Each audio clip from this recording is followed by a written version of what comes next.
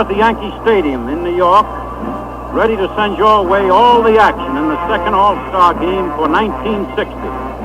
This is Waite Hoyt with Bob Elson welcoming you on behalf of your host, the Gillette Safety Razor Company. Throughout the year, Gillette brings you the top sports classics on its cavalcade of sports, and these include the World Series, blue and gray football game, and Rose Bowl game. Gillette also telecasts the Big League Baseball game every Saturday over another network, and this fall will bring you the NCAA football games and the Saturday night fights. Well, of course, we have the second All-Star game of 1960 here in the Yankee Stadium. And if I may interject a word here on my own behalf, this is returning to old scenes for me, if I may say so, because years and years ago, it was my good fortune to be a pitcher for the New York Yankees over a period of 12 years in 6 World Series with them. And as I recall, I pitched the second game ever pitched here in the Yankee Stadium. And now we come back and we find a bit of nostalgia surrounding us. And it's nice to see people that you knew years ago. And it's nice to see these young fellows. And before me out on the ball field at the present time, the very able and wonderful pitcher of the Pittsburgh Pirates, Vernon Law, is warming up for the National League. And for the American League, there's that wise and experienced left-hander, Whitey Ford. One or two little side angles have taken place so far here in the series, which I think are worth a mention. For instance, the Pittsburgh Pirates had 8 players nominated to this ball game, or this, I would say, 2 ball games, and 8 Pittsburgh Pirates saw action in the first game, which I think is a very tremendous thing. As we passed through the stands before the ball game, naturally we were bound to meet several people connected with baseball, such as the Commissioner of Baseball, Ford Frick, who is down there to the right, next to the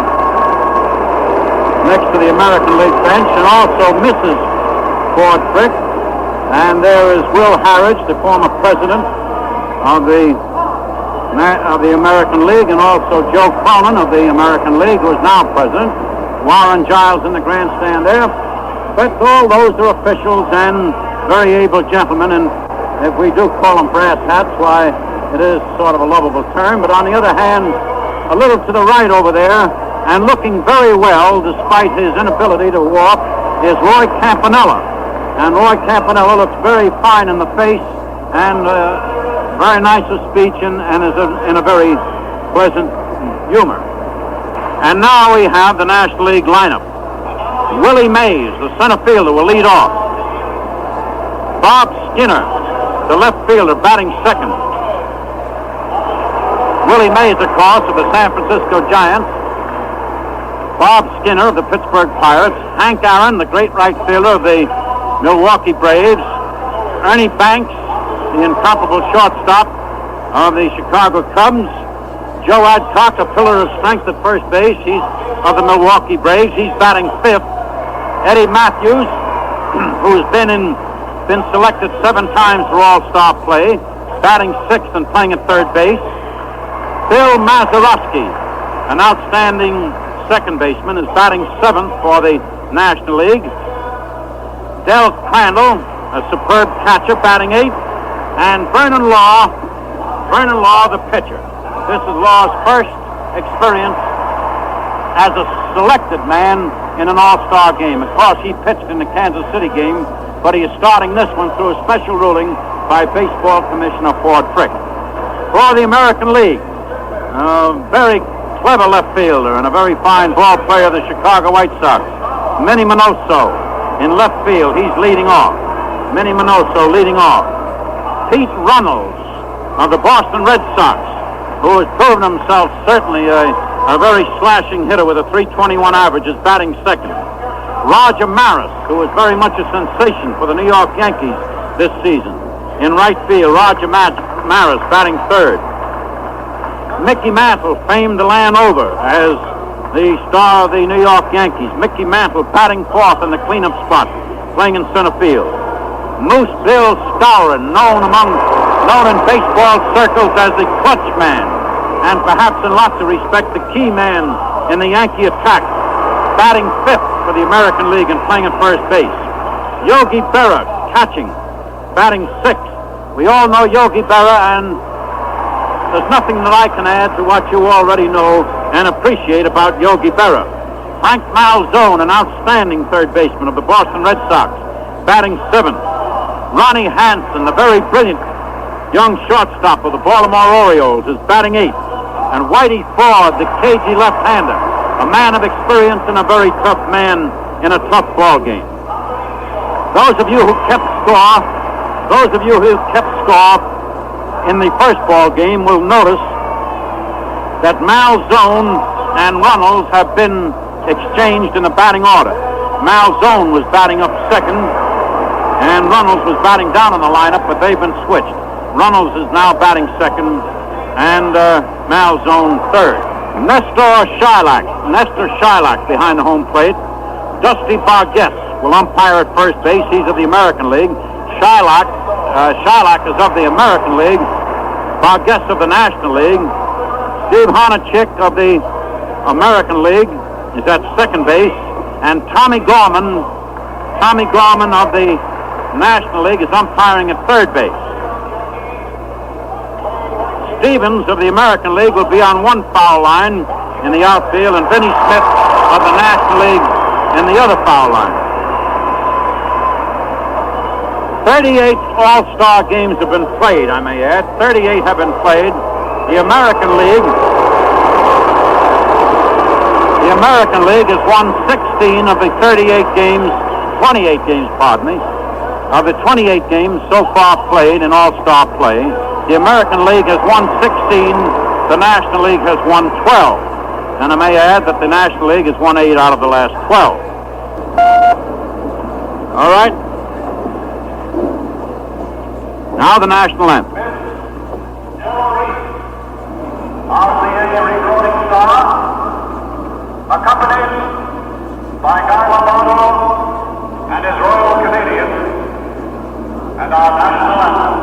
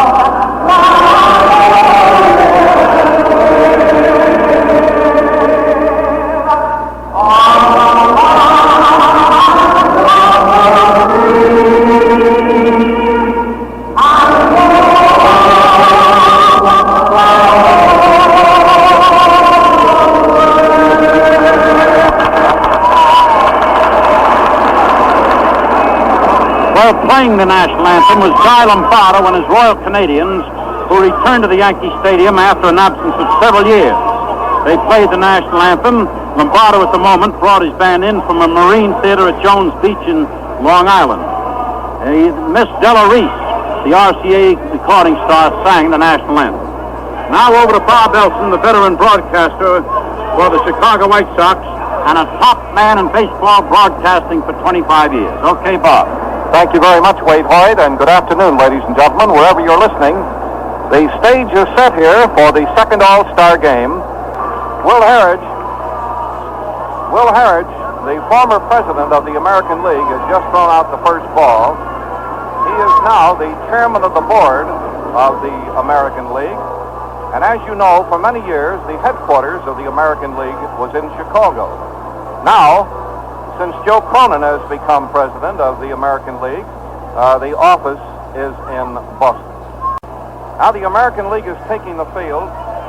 It's Malzone here to our left at third, Hanson of Baltimore at short, Runnels of Boston at second, and Skowron of the Yankees at first. In the outfield, it's Mantle in center field of New York, Manoso of the White Sox in left field, Roger Maris of the Yankees in right field, Whitey Ford, the pitcher, and Yogi Berra, the catcher. So we have a Yankee battery. Whitey Ford, during the regular season, has won 5 and lost 5.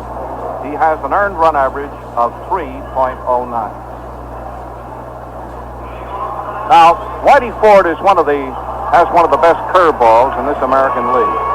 Besides that, Yogi Berra was telling me when we were down in the field that in his last 4 or 5 starts, his sinker has been tremendously effective. He's got a good fastball and a good changeup, and one of the best curveballs in baseball.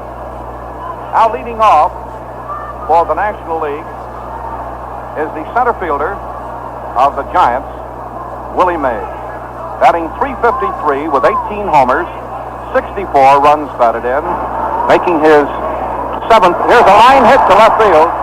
Hit the first ball pitch. It bounces in front of Manoso in left field, and there is the first hit of the game.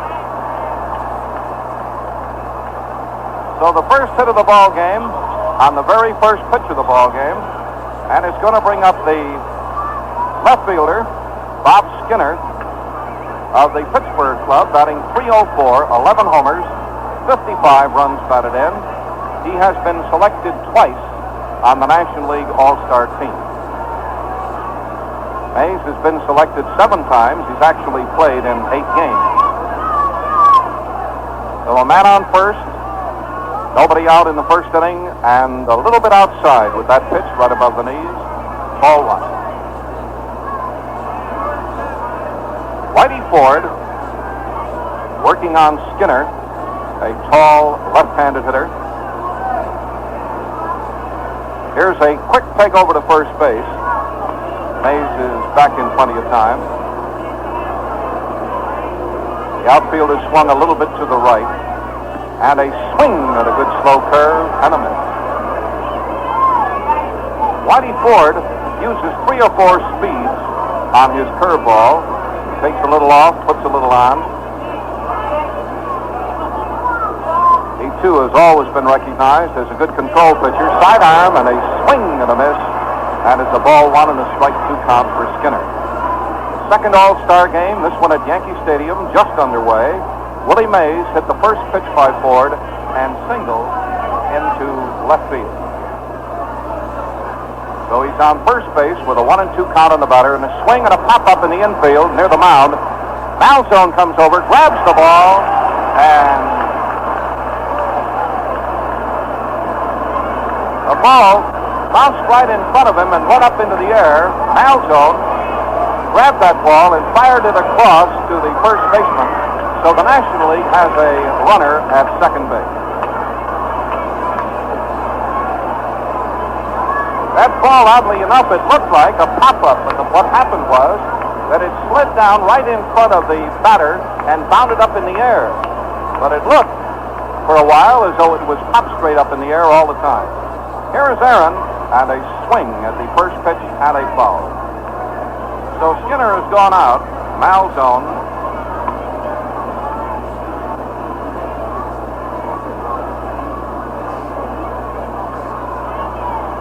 He was on the throw to first base on a very, very close play. It was ruled. I took my eye off him because I was surprised when he threw the ball across there that Skinner had the play beaten, and the National League has runners on first and second. So Henry Aaron, with a .293 batting average, up in there, and a ball that's wide.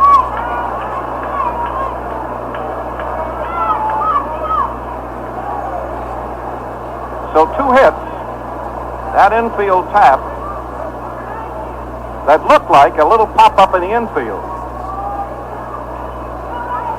But it had hit the ground right in front of the plate and bounced up into the air. Here's a quick throw to first base, and Skinner is back in time. Whitey Ford, the starting pitcher, and Aaron swings and hits a very high, shallow fly ball down the left field line.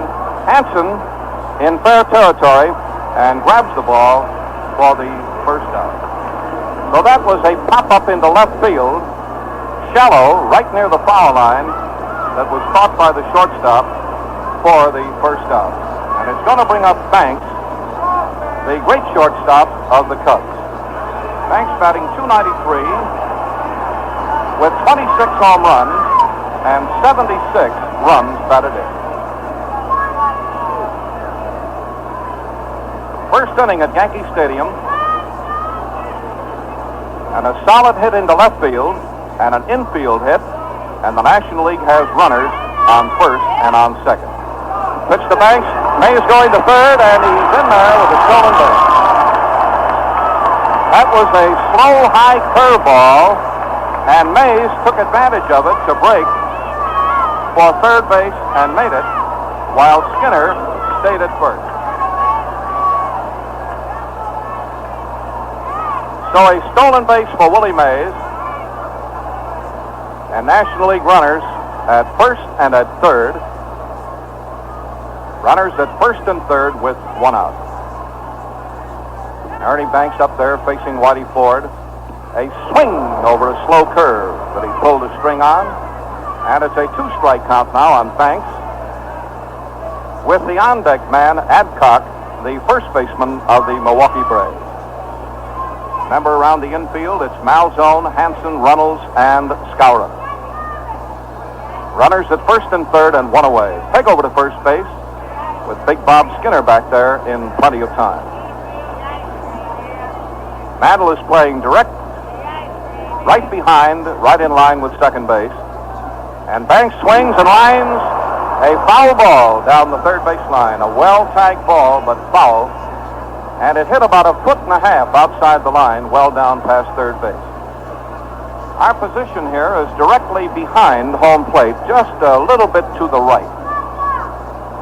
A little bit to the right, right behind home plate. Starting pitchers in the game, Whitey Ford, a left-hander, and Vernon Law, a right-hander.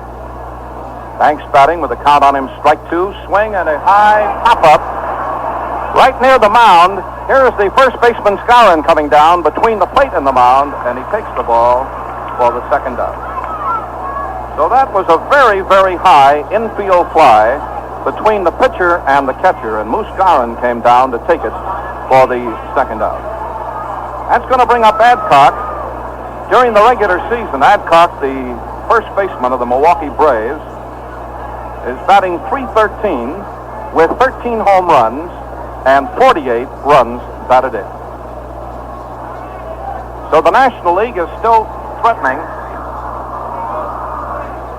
And here is one of the best first ball hitters, by the way, in the National League. Well, let's see what happens on this pitch. And it's way low and outside, a ball. Runners at first and third. Mays with a line single to left, and Skinner with an infield tap that he beat out. Runners at first and third with two away, and a slow ball is hit high in the air, way down the right field corner, and it's out of play. So it evens up the count on Adcock, ball one and strike one, with the on-deck man, the third baseman, Matthews. Yogi Berra gets a new baseball from Nestor Charlak, roughs it around in his hands. It's a cloudy, overcast day with the sun breaking through occasionally. And it's in the 80s here today. Here comes the pitch, and a swing and a miss. The runner starts for second. Now they've trapped Mays. And Berra's chasing him back, and he's tagged out by Malzone. Tagged out by Malzone to retire the side. So Willie Mays was tagged out at third base after the runner at first broke for second base. The throw was faked, and Mays was caught in that rundown and was tagged out. And in the inning, the American League has gotten out here of quite a jam. There were runners on first and second with nobody out. So in the inning, no runs. There were 2 hits and 1 man left on the bases. And so, in the middle of the first inning, the score at Yankee Stadium, the National League nothing, the American League nothing. You know, there's a crowd of over 35,000 people out here today. And sometime during the day, somewhere in that crowd, one man will turn to another and ask this question. Have you tried the new Gillette Super Blue Blades? Why? Well, because men have discovered almost unbelievable shaving comfort with these new blades. And they want to share a good thing with a friend. Well, how about you? Have you tried the new Gillette Super Blue Blades? Well, I have, and I can tell you there's never been anything like it. Shaves so clean, so comfortable, why you scarcely know that you're shaving. And the reason is the incredibly fine edges. The new brand new edges made by an exclusive Gillette process. Of course, these new blades fit any Gillette razor, but for a special shaving experience, slip on into a Gillette adjustable, a razor you can adjust to fit your own skin and beard. There's a man-sized shaving combination that's hard to beat. Try the new Gillette Super Blue Blades today. Get them in a dispenser of 10 for only 69 cents, or get a free dispenser with every Gillette adjustable razor set for only $1.95. But also, the left fielder of the American League is going to lead off here against tall right-hander Vernon Law.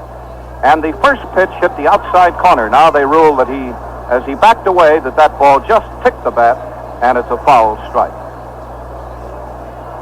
For the National League, it's Skinner in left field, Mays in center, Aaron in right, Matthews, Banks, Mazeroski, and Adcock around the infield, and a swing at a slow half-speed pitch and a miss.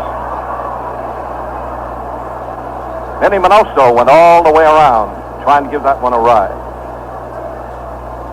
Law, a tall right-hander, has won 11 and has lost only 4 games. He has an earned run average of 2.52, a swing and a miss at a high curve, and he struck him out. So Vinny Minoso has struck out. Minoso selected for the 7th time on the American League All-Star team. Here's Pete Runnels, the second baseman of the Boston Red Sox, a fine ball player, batting .321, 2 homers, 22 runs batted in. Second time selected, strike called on the inside corner right at the knee. This is Runnels, a left-handed batter. Players are all wearing the uniform of the ball club they represent, and a strike on the outside corner of beauty.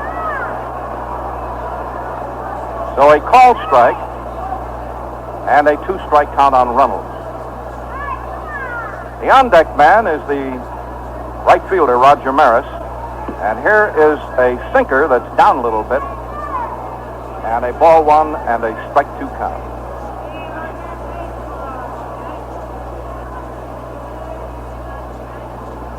One out and nobody on in the bottom of the first inning. There is no score. He was just a little bit outside with that pitch to even up the count at 2-2. Law has always been a tremendous control pitcher. And the slow curve is hit in the air down the left field line. Here is the left fielder Skinner over in the corner, and he makes a nice catch of that ball for the second out.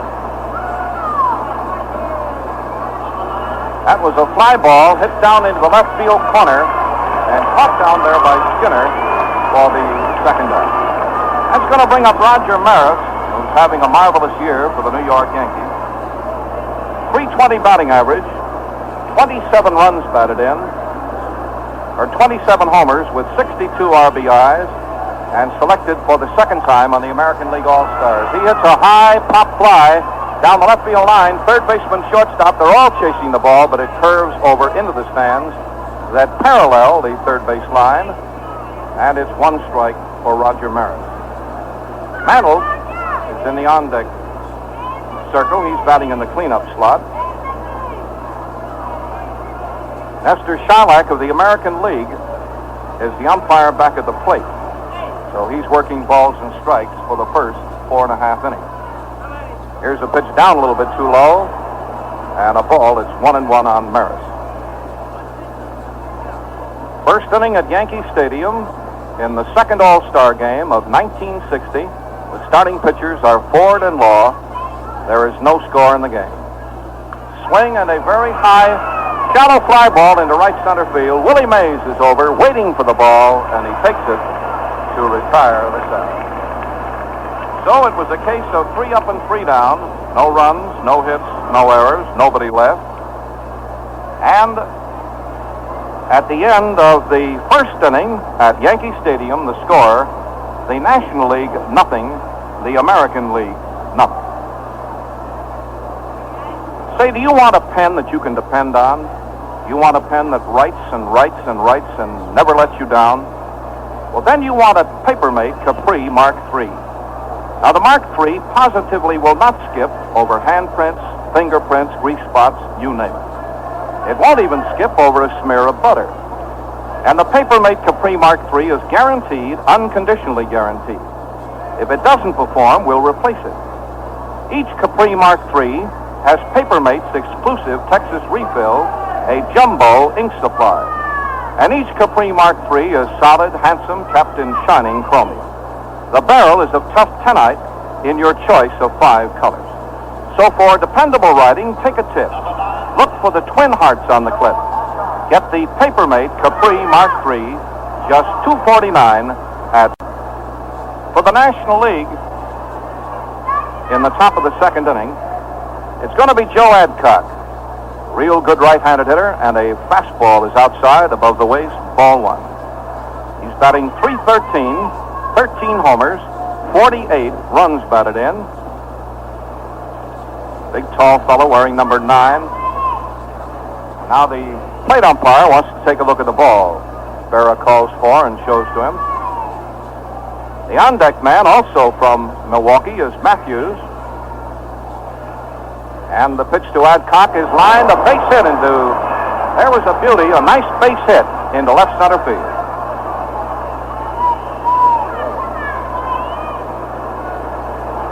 So there was a nice hit.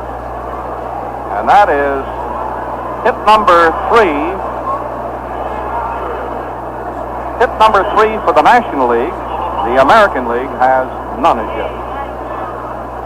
Eddie Matthews is batting .266 in the regular season play with 16 homers and 46 runs batted in. He has been selected 7 times on the National League All-Star team. Strike right in across the knee.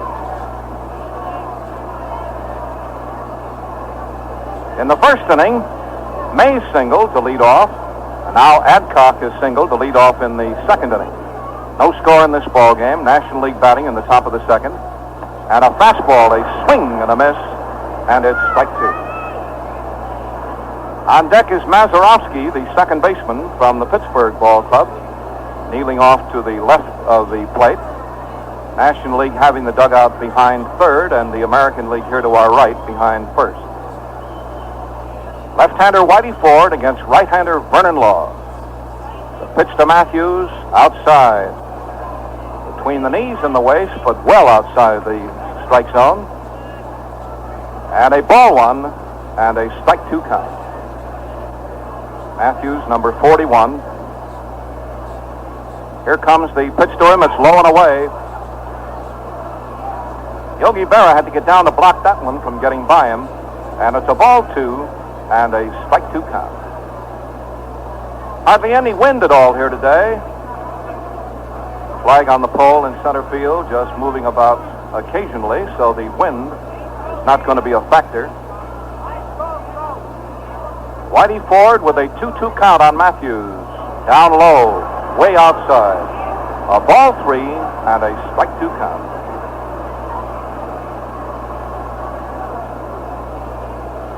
Adcock at first base, nobody out in the top of the second inning. Eddie Matthews walks away from the plate, gets a little dirt on his hands.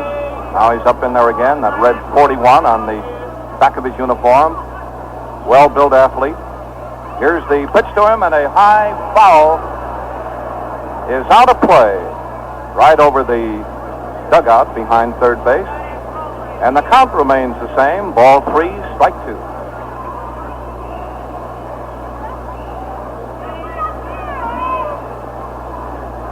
A slight shift in the outfield on this left-handed hitter.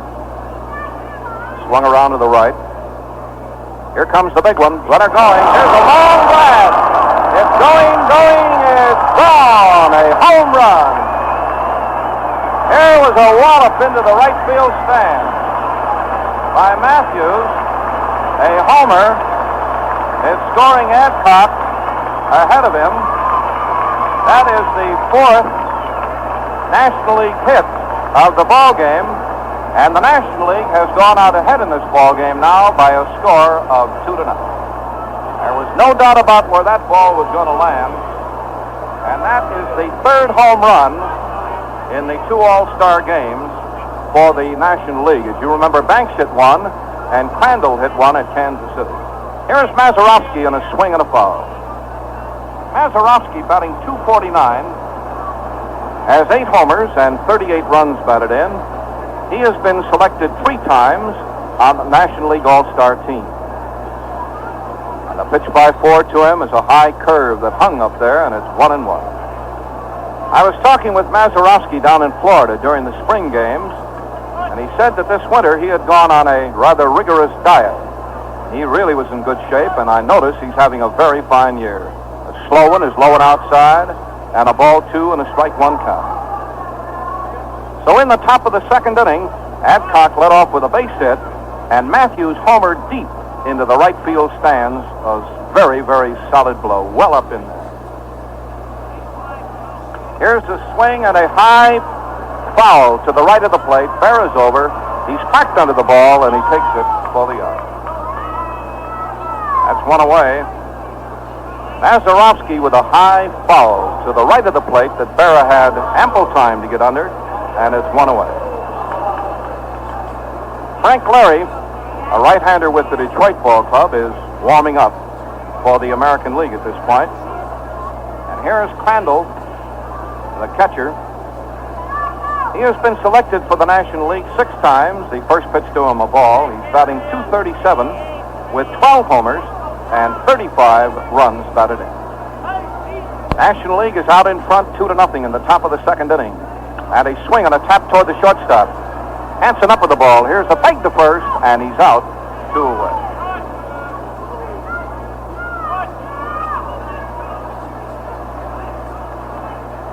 Here's the National League starting pitcher coming out, Vernon Law.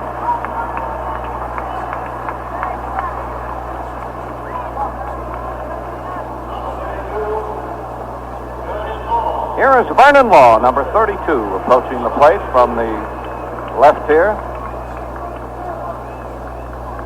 2 runs are in. Nobody on base. Top of the 2nd inning. And the National League leads by 2 runs. And the pitch to Law is low, in close. Ball 1.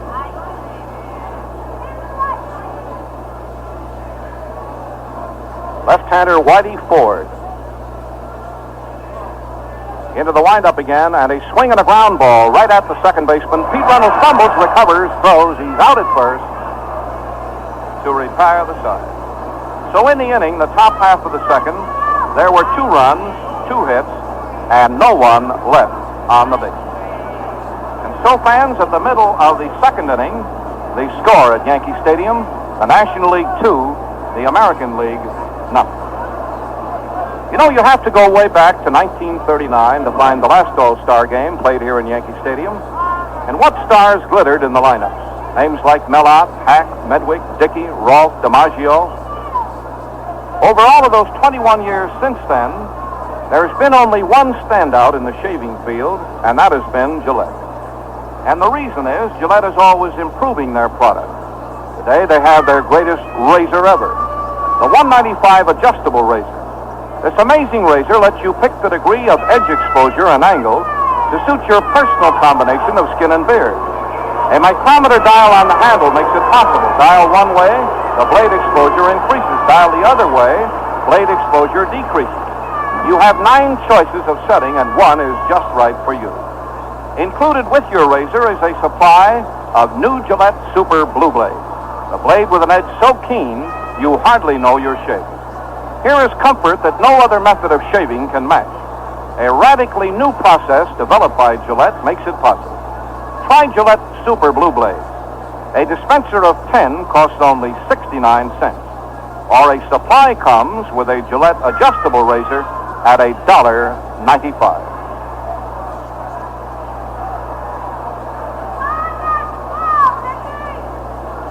Well, the American League is coming to bat in the bottom half of the second inning at Yankee Stadium, and they're trailing here by 2 runs as Mickey Mantle comes up to face Vernon Law.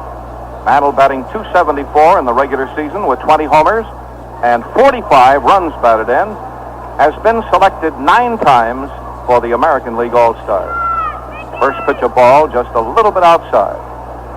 As most of you know, Mantle has tremendous power from either side. He's a switch hitter. Strike gets called right in across the knee.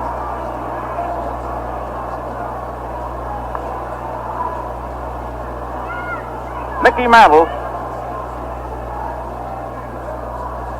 leading off in the bottom of the second inning, and here's a very high, shallow fly behind first base.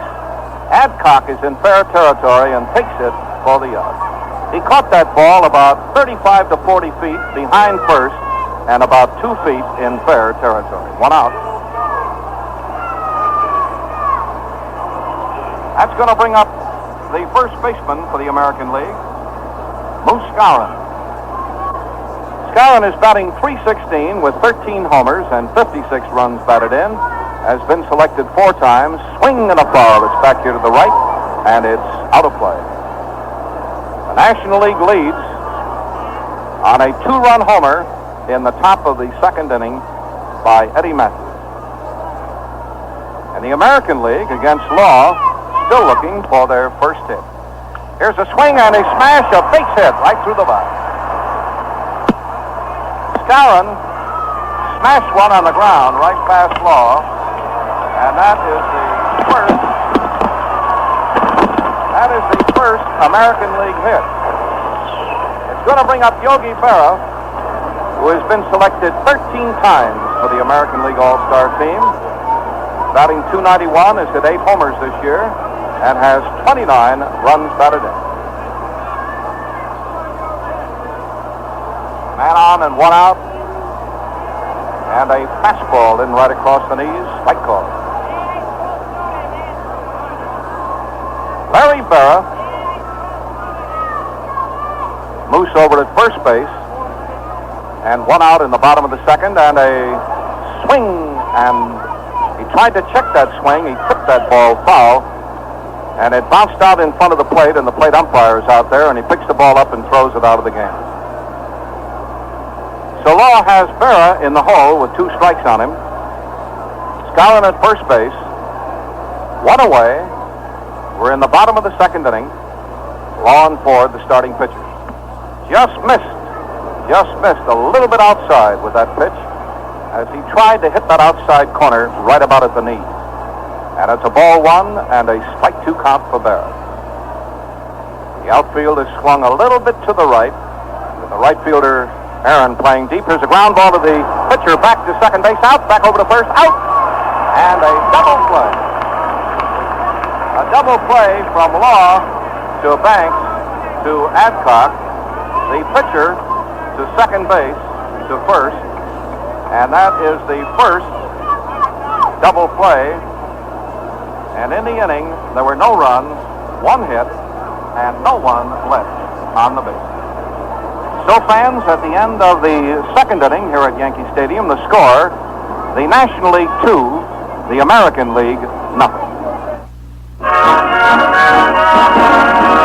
Just twist that dial and you're all set with the adjustable razor by Gillette. For shave so easy, fast and clean. So try it and see what we mean.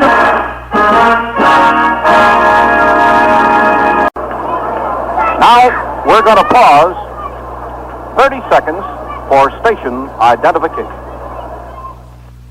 Corvairs, Corvairs, Corvairs. All styles, all colors, all can be found at Mohawk Joe's Corvair Carnival at Mohawk Chevrolet in Schenectady. You'll also find 175 other beautiful Chevys for 60. WGY 810 on your dial and WGFM, the General Electric station, Schenectady. Whether your garden is just a window box or a half an acre, you'll be a better gardener by listening to Hank Coons. Hank will answer questions from backyard gardeners and truck farmers in this new feature on WGY's Farm Paper of the Year. Make a note now to listen to the Farm Paper of the Year each weekday at 12:15 p.m. over WGY. Left field, Minoso going back, but he's never going to get it. It's out of here. A home run by Willie Mays. And the National League has taken a 3-run lead.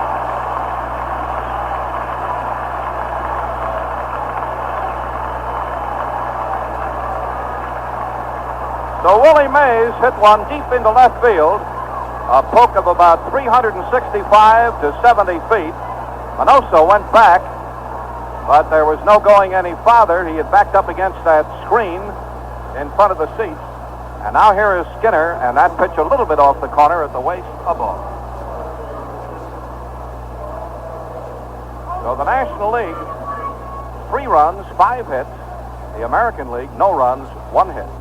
And a strike right in across the knee. Skinner, batting in the first inning, got himself an infield hit. And the pitch, a swing and a miss.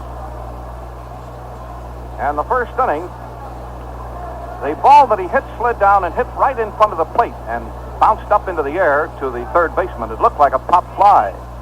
And here's a swing and a foul that's going out of play off here to the left.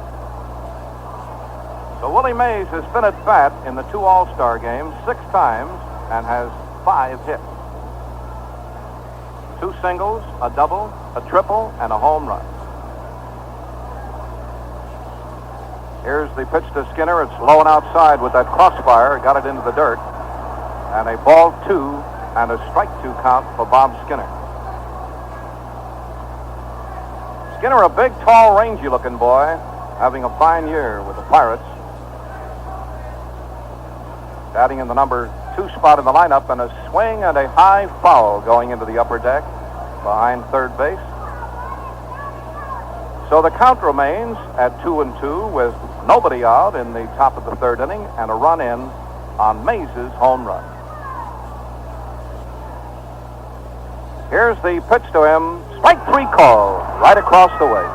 Ford took a little bit off that one and got him on a beautiful pitch right across the waist, and it is strike 3 call.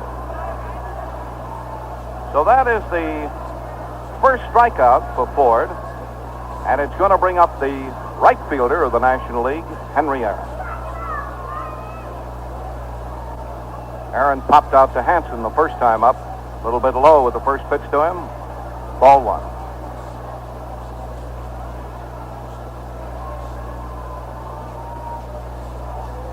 Again, the windup and the pitch to Aaron, and a swing and a high fly ball right center. No, Mantl's going to get to this ball, and does, for the out.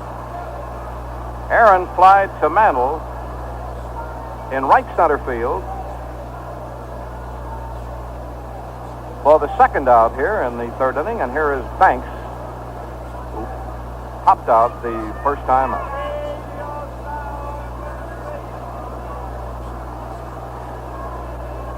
First pitch to Banks, well off the corner, right about knee high, ball 1. Banks with a season average of .293, 26 homers, 76 runs batted in. Tremendous hitter. High outside, ball 2.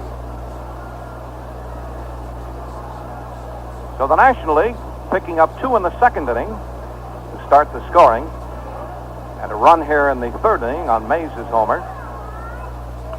Here's a swing and a high pop-up outside the third. A play on the ball. Malzone is out there under the ball and takes it to retire the side. So in the inning, the top of the third, 1 run, 1 hit, and no one left on the base. At the end of the first half of the third inning at Yankee Stadium, the National League 3, the American League 0. So Willie Mays of the National League so far is the hitting star of the series. And you know the Say Hey kid is a top booster for that Gillette Super Blue Blade. Willie's not known for his gift of gab, but get him started on this amazing new blade, and boy, he really takes off. You know, men all over the country have reacted the same way to this remarkable new development. They want to tell their friends about the clean, unbelievably comfortable shaves they get with the Super Blue Blade. Well, the secret is in the edges. Processed by an entirely new method, they give you shaves so fast, so easy, you might wonder if there's a blade in the razor. A dispenser of 10 Super Blue Blades costs 69 cents, or you get a supply when you buy a Gillette adjustable razor. That Gillette adjustable is the last word in razors. It lets you choose from 9 different degrees of edge exposure and angle. You simply turn a dial on the handle of the adjustable to get the edge you want for the shaves you want. The Gillette adjustable dispenser of Gillette Super Blue Blades and travel case cost $1.95 at a store near you.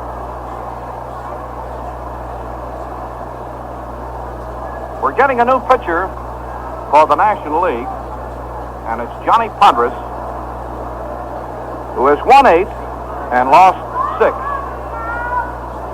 so far this year with the Dodgers, and he has an earned run average of 2.87.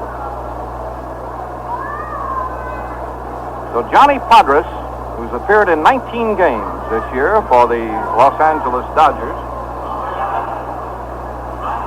is the second pitcher. Here is Malzone, the third baseman, with a .262 batting average, 7 homers, 45 runs batted in, selected 4 times in the American League All-Stars, and the first pitch to him low for a ball. Here's a swing and a chopper to third, picked off by Matthews, the peg across. Malzone is out, 1 away. That's 1 away. So Vernon Law worked the first 2 innings. Law worked 2 innings, gave up no runs, and 1 hit. Here is Hansen of Baltimore. First pitch to him right in across the knees, strike call.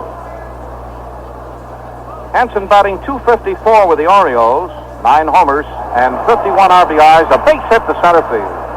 Hansen, a big, tall, rangy boy with an orange 3 in the back of his white uniform. And that is hit number 2. That's hit number 2 for the National League. Hansen, I believe, also picked up the first hit in the first All-Star game at Kansas City. Harvey Keene is coming out.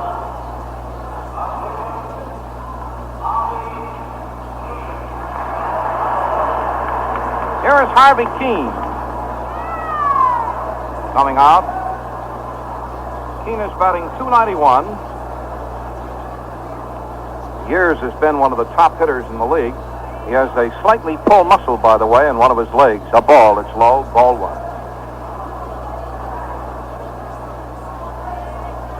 Harvey Keene is batting for Ford. The man on first base, and a slow one into the dirt, a ball. Matthews started the scoring here today, in the event you're tuning in late, with a long home run into the right field stands with a man on, and Willie Mays hit one with no one on in the third. Here's a swing and a fly ball into left field. Skinner coming on. He's under this ball and should get it easily, and he does for the out. So now we go to the top of the American League batting order again with Manoso, who was a strikeout victim the first time up.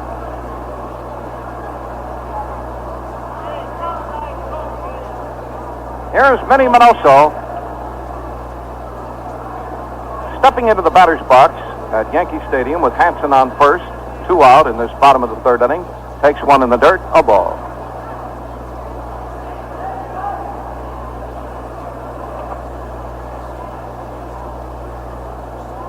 The outfield is playing Minoso just a little bit, just a shade to the left. And he crowds him that time with a pitch in very low and very close.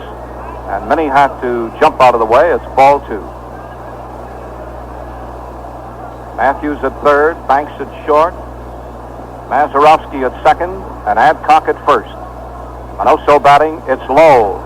Ball 3. The outfield playing straight away with Mays in center, Skinner in left, and Aaron in right. Willie just over a little bit. Here's ball 4. It's down too low. The ball gets away from the catcher, but Hansen is going to hold at second. That's going to bring up the second baseman, Pete Runnels.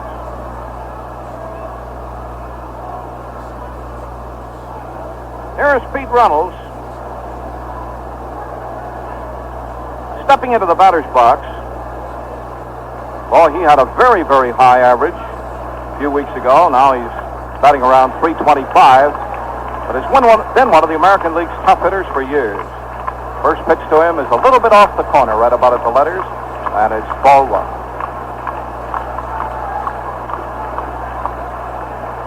Now the American League partisans making a little noise here at Yankee Stadium as they'd like to see the American League start to whittle down that National League lead. And there was a crossfire that was way low and outside.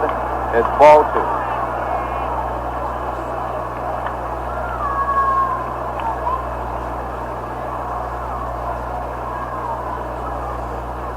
2-0 for Runnels.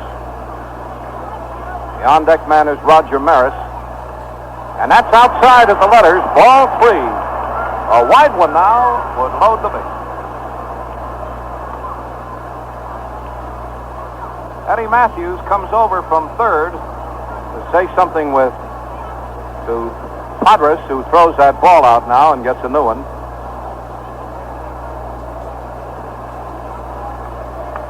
Hansen at second, Minoso at first. A 3-0 count on the second baseman who's batting, Runnels. High! The bases are loaded. The bases are loaded. And here is Walt Alston coming out. The on-deck man is Roger Maris.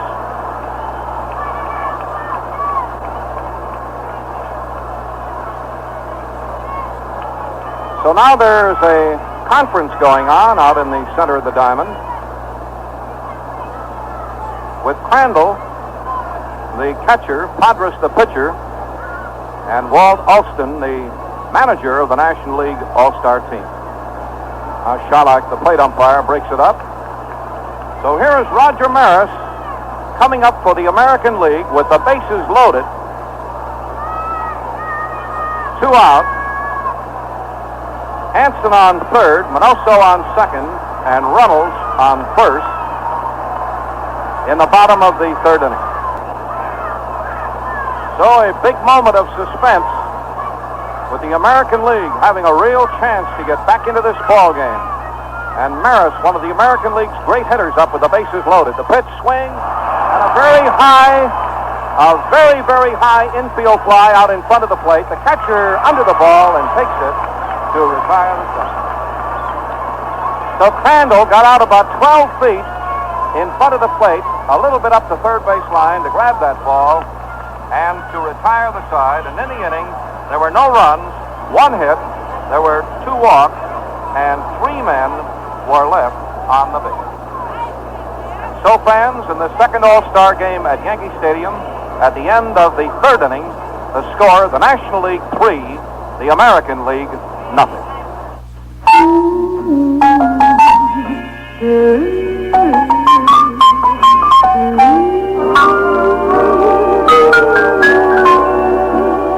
Just twist that dial, and you're all set with the adjustable razor by Gillette. The shave's so easy, fast and clean. To try and see what I mean.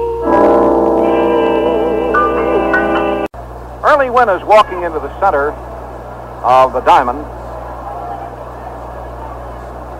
He is going to take up the pitching for the American League here in the fourth inning. And Early Wynn, in the 1959 campaign, had a really fabulous year for the White Sox. Most of you know, he won a number of awards. He won some 22 ball games. This year, I was talking with him today, and I've talked with him a number of times in the last couple of weeks, about the 1960 campaign. And this year, he has won only 4 games so far and lost only 7. He said the big difference this year is the fact that he just can't get that ball to do what he wants it to, that his control has been off and has had him in one jam after another. Last year, he was really able to pinpoint that ball to make it do just what he wanted to, and this year, the ball just won't behave for him. Wynn throws just about everything in the book. In fact, as Sherman Lawler, the White Sox first-string catcher, has said many times, this fellow throws everything but a screwball. Here is the first batter for the National League now in the top of the fourth inning. They're leading 3-0. It's Adcock, and a swing and a foul off to the right. He had a base hit the first time up. So Early Wynn has been an outstanding pitcher in the American League for many, many years with the Cleveland Indians and the Chicago White Sox. Whips in a slow curveball that dropped in right across the waist, and it's a strike 2 count on Adcock. Ford worked 3 innings, gave up 3 runs, and 5 hits. Adcock, right-hand hitter waiting, and a swing trying to time that one, and he hit it back here on the screen. So we still have a 2-strike count on Big Joe Adcock. He'll be followed by the third baseman, Matthews, and then the second baseman from Pittsburgh, Mazeroski. Sun is out here again, and it's quite warm and quite humid in New York today. Pitch to Adcock, a swing and a miss at a high curveball, struck him out.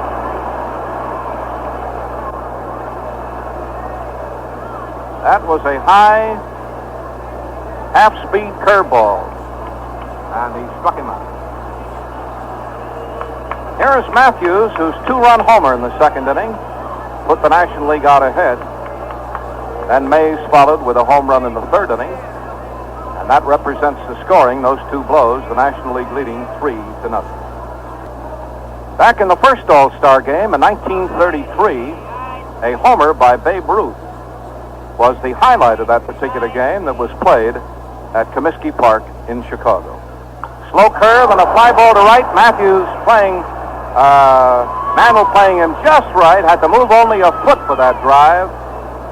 So Matthews goes out the second time up on a fly ball to Mickey Mantle in right center field. That's going to bring up the second baseman, Mazeroski. He was out the first time up on a pop-up to the catcher. Right-handed hitter, and the first pitch from Wynn crowds him up high and in close. Ball 1. There are 2 out in the top of the fourth inning. The National League leads 3-0. They have 5 hits. The American League has made 2 hits. And the pitch to Mazeroski is slow and is bounced toward the shortstop. Hanson's got it on a big hop. There's the peg. He is out, and it retires the side. So Early Wynn had no trouble at all in the fourth inning. It's 3 up and 3 down. No runs, no hits, no errors. And fans at the middle of the fourth inning at Yankee Stadium, the score, the National League 3, the American League 0. You know, even though they had an extra day to travel, there still was a mad scramble in the clubhouses after Monday's game to catch the planes for New York. Well, it gave me a big boot that most of the guys were breezing through their shave with a Gillette razor.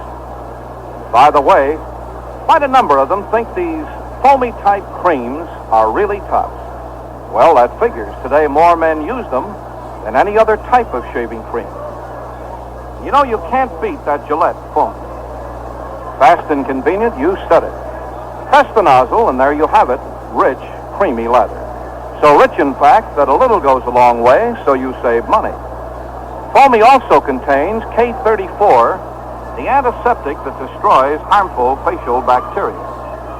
Gillette Foamy Instant Lather comes in two sizes, the regular at 79 cents, or the economical giant can, only 98 cents for almost twice as much leather. And Foamy with cool, refreshing menthol added is available in both sizes. Select the one you prefer at a nearby store today.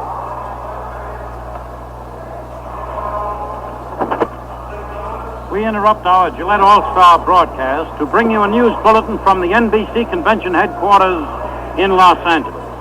Senator Hubert Humphrey of Minnesota has endorsed Adlai Stevenson for the Democratic presidential nomination. Humphrey's move, a blow to Senator John Kennedy's bid for the nomination, and a big psychological boost for Stevenson, was made before a Minnesota Farm Bureau. That's the Minnesota Farm Bureau meeting in Los Angeles just a few minutes ago. It was rumored that it was also a possibility that Humphrey may place Stevenson's name in nomination. Also, it has been announced in Los Angeles that Governor Orville Freeman of Minnesota has been chosen to place Senator Kennedy's name in nomination at the convention. Now the first batter, Mickey Mantle, hits a high fly ball into right center field. Willie Mays is back on the edge of the track in deep right center, some 400 feet away to capture that ball, and there's one away. We've had two changes. Waite of St. Louis is playing first, and Neal of Los Angeles has gone in to play second for the National League. So the infield out there on the field now is Matthews, Banks, Neal at second, and Bill Waite at first. Harris Skowron, the American League first baseman, takes a ball a little bit low from Padres. Ball one. National League out in front, 3-0 in this ball game. And a little bit off the corner right at the waist, a ball two. Skowron had a base hit the first time up. That came with one out in the second inning. And a high fastball up around his head. That's ball three.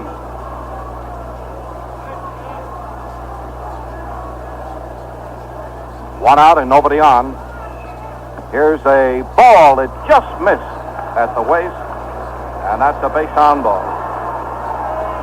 So that is the third walk given up by Johnny Padres, who came on the scene here in the third inning, and it's going to bring up Yogi Berra.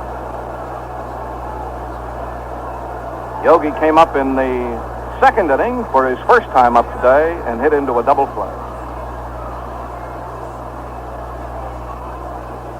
First pitch to Berra is very high, way outside, ball one. The outfield is playing Berra as a pull hitter. Ground a little bit to the right. Runner at first, and a strike hit the outside corner right at the waist. 1-1.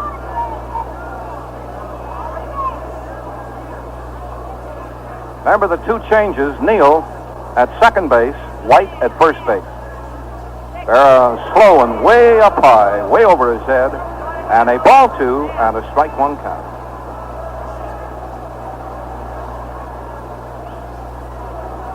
Padres taking a little bit of extra time out there now with a man on base. Here comes the pitch to him, and a swing and a foul. It's back here on the screen. To even up the count on Berra at ball two and strike two. Yogi Berra has been selected 13 times on the American League's All-Star squad. And here comes the pitch. Swing and a miss. He struck him out. A very fast high curveball, and Berra struck out. So that is the first strikeout recorded by Padres. And it's going to bring up the third baseman from the Boston Red Sox, Frankie Malzone. He's 0 for 1 in the game. Swing and a ground ball off the pitcher's hand. Neal flips the ball to Banks, and a sliding Skowron is forced. He is forced out. The pitcher gets an assist on that play. So does the second baseman, and the shortstop the put out. And in the inning, there were no runs, no hits, a walk, and one man left on the base. At the end of 4 innings at Yankee Stadium, the National League 3, the American League nothing. Did you ever sit down to write a letter or sign a check and have your pen skip or run out of ink? Well, things like that are mighty irritating and make you wish you had a pen you could depend on, like the Papermate Capri Mark III. The rugged good looks of the Capri Mark III inspire confidence. The performance confirms it. The Papermate Capri Mark III positively will not skip over handprints, fingerprints, grease or grime, won't even skip over a smear of butter.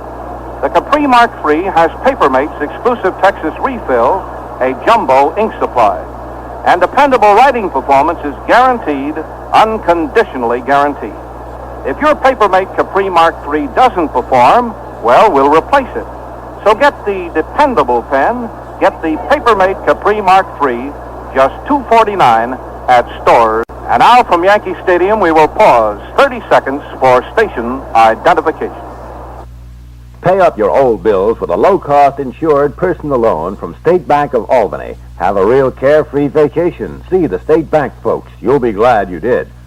WGY 810 on your dial and WGFM Schenectady. You can always enjoy good music at the 810 spot on your radio dial. Throughout the busiest or loneliest hours of your day, WGY serenades you with music you like to hear. Have breakfast with Bill each weekday morning from 7 to 9:30. Meet Tup, Joe, Bill, and Kelly throughout the day and evening. Relax with music on late date from 10 to midnight, all at the 810 spot, WGY. Here's the slow one that's way low and outside, and a ball one and a strike one count. Crandall up for the second time in the ball game. He's 0 for 1. He bounced out to Hansen the first time up, and the shortstop and the third baseman have moved way over on the third base side. The left fielder Minoso also over. Here's a swing and a high pop-up. Here's the first baseman Skowron coming all the way down to the plate and takes the ball about 8 or 10 feet from the plate for the first out. We're going to get a pinch hitter now for the National League. It's going to be Burgess of Pittsburgh. Smokey Burgess batting .307. Has hit 5 home runs, has 23 runs batted in. Stocky boy, he bats left-handed. The first pitch to him is low, and in close, a ball.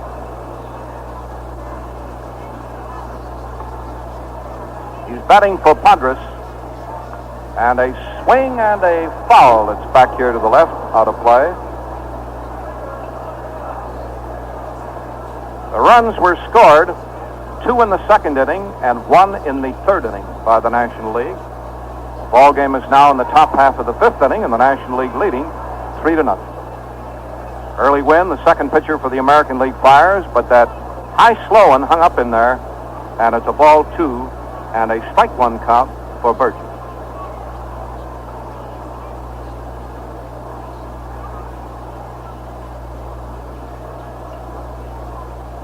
The outfield is playing him shotted up a bit around to the right. Wind comes in very high and very close with that pitch to make it a ball 3 and a strike 1 count. In the on-deck circle is Willie Mays, the Say Hey Kid. Center fielder for the National League All-Stars, and a slow one is fouled off back here in the stands, and a full count of ball 3, strike 2.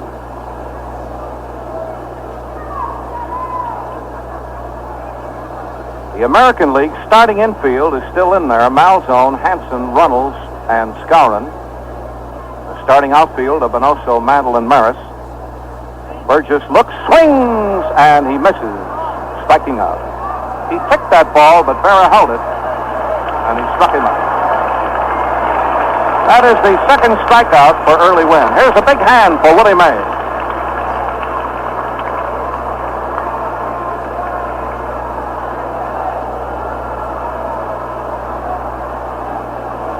Here's Willie Mays.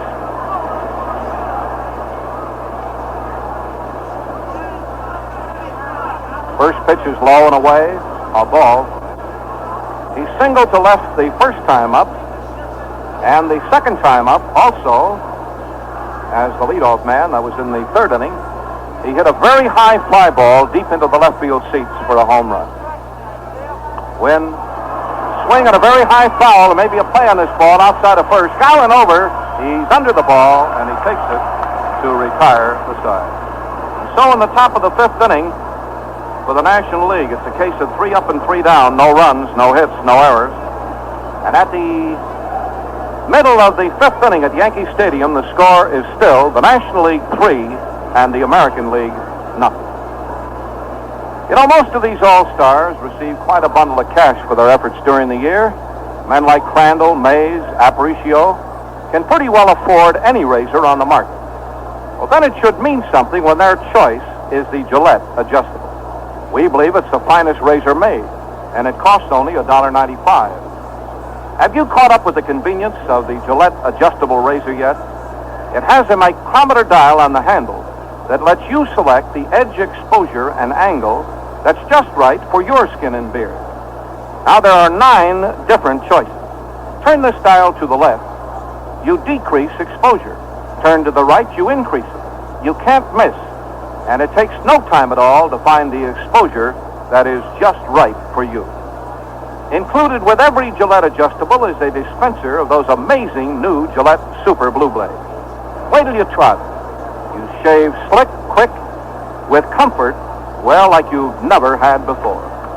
The whole works, the adjustable razor, dispenser of Super Blue Blades, and sturdy travel case cost only $1.95. Well, friends, at this point in the second All-Star game, the middle of the fifth inning, it is my pleasure to turn this Gillette microphone over to my associate on this broadcast today, a fellow who was a great pitcher in his time and has been a fine baseball announcer for many, many years, the voice of the Cincinnati Reds, Waite Hoyt.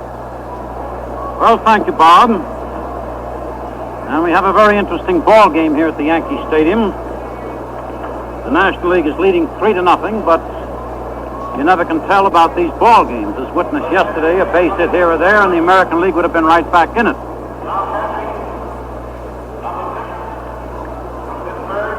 Well, we have a different battery in there now, as Smokey Burgess remains in the game.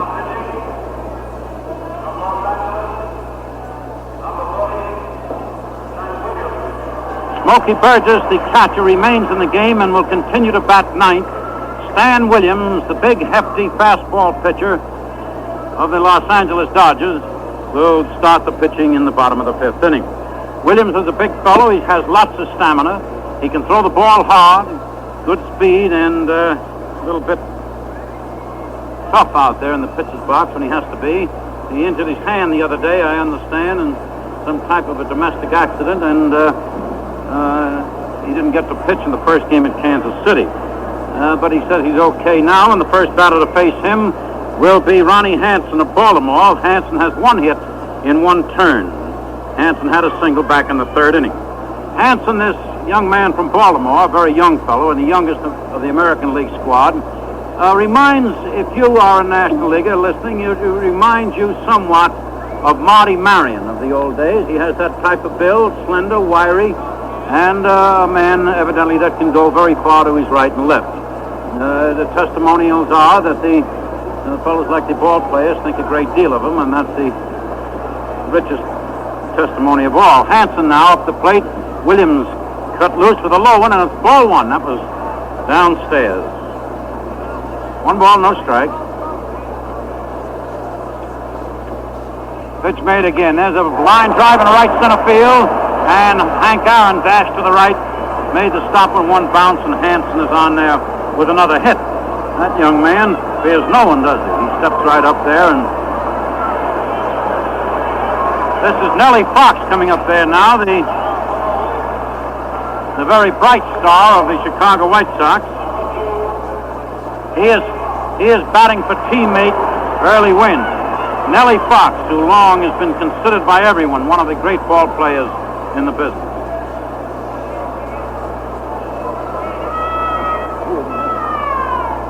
Tommy Gorman is the home plate umpire now, as the umpires changed at that half inning. Fox up there batting, is batting .263, has 34 runs batted in. Batting left-handed, he bunted out there along the third base line. Williams fielded the ball, made no play. Williams made no play. As he picked the ball up, he discovered that Fox was well on his way.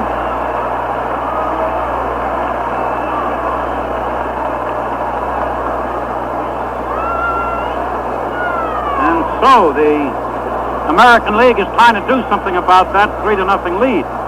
As Hanson is on second, Fox is on first with a perfect bunt, and that's his specialty, little jab here and there, punch him, score him, single. Minnie Minoso up now.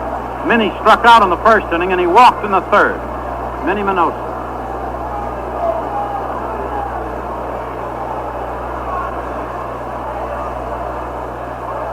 Minnie Minoso batting right-handed. The pitch to him is the slider outside. Ball one.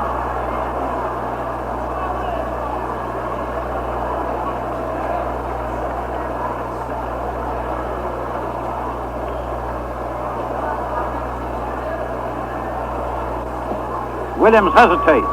Pitches again. There's a ball hit in the ground, and it's bobbled momentarily by Banks. One out at second. The throw to first is a double play. Banks to Neal to Waite. Banks to Neal to Waite. And once again, when the American League seemed to have a rally going and was snuffed out by a double play. That's the second double play of the ball game for the National League in the third of the series. Hanson is on third, 2 away in the fifth inning. The pitch to Runnels. Pete Runnels took low inside, ball one.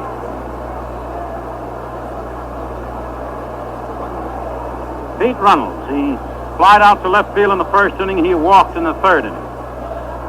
He pitched to him now. He hit foul. He shot a line drive in the mezzanine over there to the left.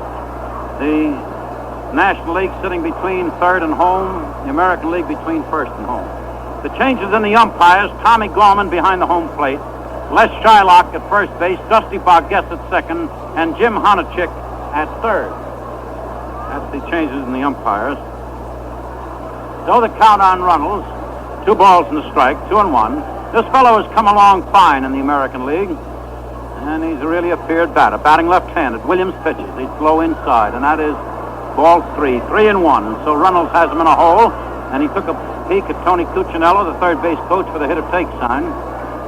Don Gutteridge is the first base coach, both of the White Sox, by the way. Runnels up there. He's up fairly close to the plate, right in the center of the box. He has the bat down on the end. As Williams is in motion, he makes his pitch. Runnels took it on the inside edge, a slider for strike 2, a 3-2 count now, with 2 out in the fifth inning. It was in the third inning that the American League had the bases loaded with 2 out and failed to score. They had a good jump in this inning, the junior leaguers as they call them, but they're unable to capitalize so far. They have 2 out and a man on third. With Williams in action, the big right-hander pitched, and Runnels took his shot, and he missed for strike 3 as Williams struck him out. So Pete Runnels was a strikeout victim of Williams, and in the fifth inning, no runs for the American League, 2 hits, and 2 men left on. And 5 turns at bat, the American League, no runs, 4 hits, and 5 men left on. The National League is leading 3-0 going into the sixth inning. The National League, 3 runs, 5 hits, and 1 man left on. Once again, I'm very happy to revisit the Yankee Stadium, if I may say so, because for 10 years or more here, this is my home in a certain way, as I have seen this stadium grow and grow since 1923. And as I said before the broadcast, I believe I pitched the second game ever pitched in the Yankee Stadium. It was Bob Shawkey who did, and I believe I pitched the second one against the Boston Red Sox of those days. And we saw the stadium grow, the people grow, and the game of baseball grow. And it's a wonderful thing to think that today that baseball is on such a wonderful level. And to think that these fellows, we see all these young fellows out there in the field of youth and stamina and strength, and really fellows who can do it now. And to see these home runs and the prodigious home runs that you see today, it's really wonderful. Jerry Staley will be pitching. Jerry Staley will be pitching in the top of the sixth inning, and the man he'll pitch to will be Bob Skinner of the Pittsburgh Pirates. Staley has won 9 and lost 3, and his earned run average is 1.80. And here is a real wise veteran. If there I ever saw one, because Staley, of course, at one time was the St. Louis Cardinal and a National Leaguer. He went out of the National League to the American League, and he's been a very good pitcher always. And he's been a very excellent pitcher for the Chicago White Sox, and we watch him constantly. A very lovely fellow, and we're very happy to see Jerry in this All-Star game.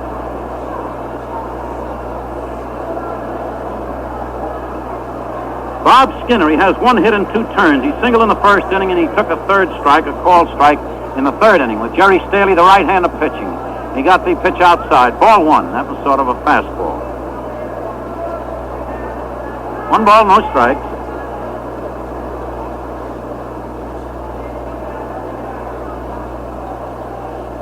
The ball is hit on a sharp bounce to Hansen. The shortstop shifted to the left, made the stop, and threw him out at first base. Now we have some different ball players in there now, as Vic Power, I believe, is playing first base.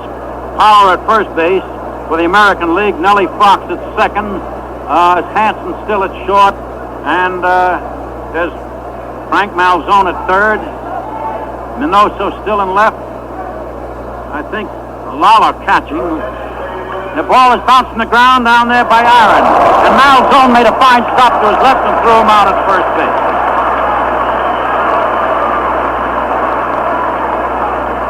A fine stop by 2 away in the 6th inning.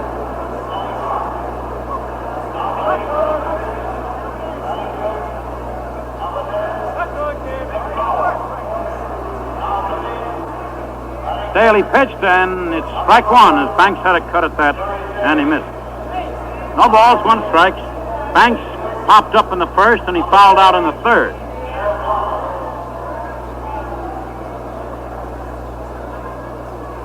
Banks hit a high fly ball. That's foul. That's way up in the upper deck down there. What's up on the roof, for that matter?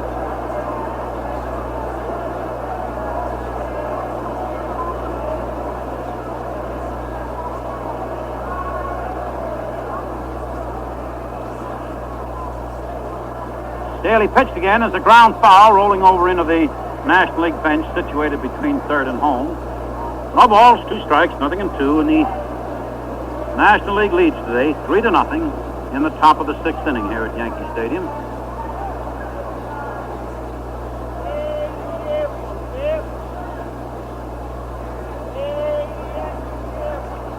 Another ground ball, a slow one down the third base line. Malzone came in, played it barehanded, but he could not get Banks at first base. A beautiful play by Malzone. Those are the toughest plays that an infielder has to make. When he has to come in on a slow hit ball, pick it up barehanded, get rid of the ball almost simultaneously, that is a real tough play. Banks beat it out. And that's his 6th hit of the series for Banks, and he is, of course, a star, and has been, and I guess always will be. Bill Waite up there now. Bill Waite. Pitch to White, he fouled, and he sliced it back into the upper deck. Strike 1. White, the St. Louis Cardinal first baseman, a good hitter. White's batting .311. He has a .311 batting average with 43 runs batted in. Another pitch, and White hit a fly ball out there in the center field. It's right to Mantle, who just shifted into position, made the catch, and White is out. And so in the 6th inning, the National League, no runs, 1 hit. And 1 man left on. In 6 turns at bat, the National League, no runs, 5 hits, 2 men left on. And so at the middle of the 6th inning, the score is the National League 3, the American League nothing. You know, one of the great stylists among catchers, and we remarked that from the day he entered the National League, is the great handler of pitchers, Del Crandall, who caught the first part of this ball game for the National League. Now, you know, Milwaukee pitchers attribute much of their success to Dell's shrewd knowledge of his trade. The pitchers take heed when Dell gives advice, and I know a couple of them that listened closely when he told them about that new Gillette Super Blue Blade. Dell's the #1 booster for this amazing new blade. Have you tried the new Gillette Super Blue Blade? Ever since Gillette first introduced them, one man has been asking another that same question. They want to pass along the news of how fast, how easy you shave. And I can tell you, you hardly know there's a blade in the razor. It's all in the edges. They're produced by an exclusive process. And they're double edge blades, too, so you save money. Super Blue blades come in a dispenser of 10 for only 69 cents. Or buy a Gillette adjustable for $1.95 and a dispenser is included. See the display at a store near you. All right, we move into the bottom of the sixth inning, and it will be Roger Maris up there at the plate now. He's the left-handed hitting right fielder of the American League squad and the New York Yankee outfielder. At other times, as Stan Williams, the right-hander, fired to Maris, and that's a high fastball outside. Ball one. Matthews is still at third. Banks still at short. Neal at second. Waite at first. As Williams fired again, there's a strike. As Maris cut right through a breaking ball. He missed it. 1 ball, 1 strike, 1-1. Skinner still in left field. May still in center. And Aaron is still in right. So they're sticking pretty much to the same lineup for the first 6 innings at least. Another throw at Burgess caught with one hand high outside, and that's 2 balls and a strike. 2-1. 2-1.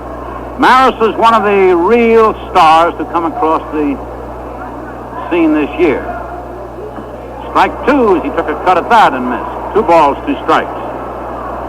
Of course, he has been a good ball player when he was with Kansas City. But when you have 27 home runs in the first half of the season, as this young man has, he has a real jump on a fine year, hasn't he? Has a bat right down on the end, batting left-handed. Williams pitched again. There's a foul. That's back into the mezzanine, and that is 2 balls, 2 strikes, 2-2.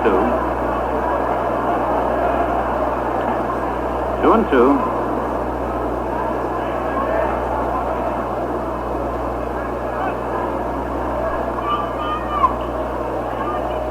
There's another foul. That's up the backstop.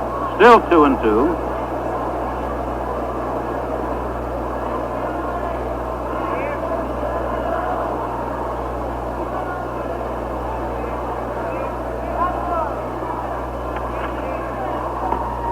Pitch is high, and that is 3 balls and 2 strikes.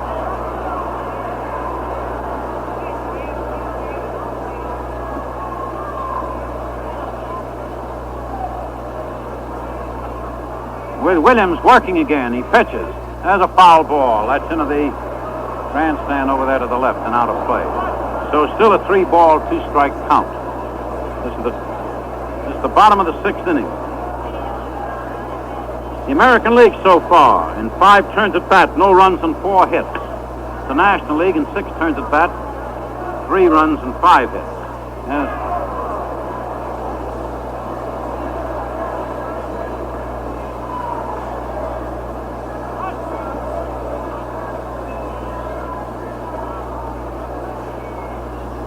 Maris up left-handed with Williams bending low, ready to pitch again now. They shifted to the right for this fellow. Matthews is pretty well off third to throw to the plate, and there's a foul. That's rolling to the backstop. Skinner, the left fielder, is giving Maris pretty much of left field. Mays in center is shifted slightly to right center, not a great deal. And Aaron in right field is playing a rather deep right field. Well, this fellow hits the ball pretty well. And Williams pitches again. That's too high, and that's ball 4, and that's a base on ball.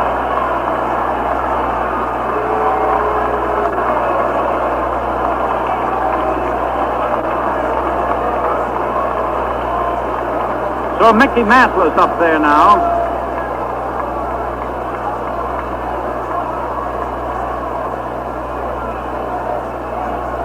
That's the 4th pass in the ball game as Padres in the National League, for National League pitches, Padres gave up 3. First pitch to Mantle, a little high. Ball 1. Mantle popped up to the first baseman in the 2nd inning, and he flied out to center in the 4th.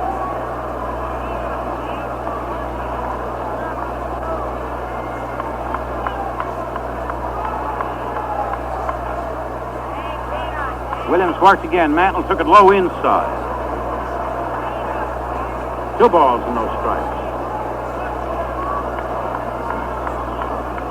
2-0.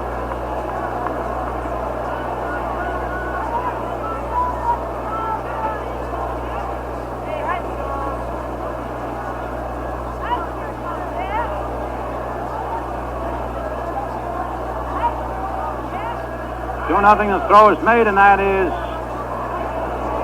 strike one. Now, that appeared to be a slider. Just caught the outside edge of the plate, and Mickey looked at it.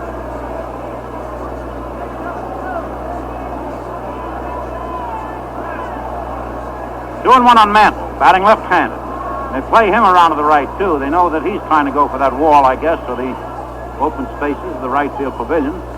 Throw to first base, but Maris was back in time. He has his right wrist taped, by the way. He pitched to Mantle is high outside, and that's ball three. Now Williams tried to put a little extra on that ball, I guess, knowing that he had a big star up there, a fellow, a long power hitter, and tried to drill one real fast in there. He did, but he didn't get it over. 3 balls, 1 strike.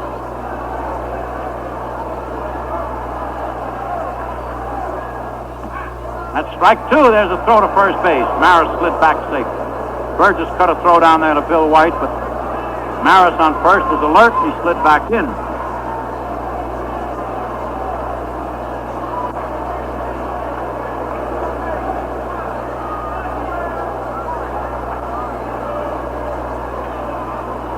Three and two. Williams pauses, pitches as Mantle grounded a foul over to the box seats to the right. Still 3 balls and 2 strikes. No one out in the bottom of the 6th inning. And the American League is trying desperately here to make a comeback as the National League leading 3-0. No one out in the bottom of the 6th.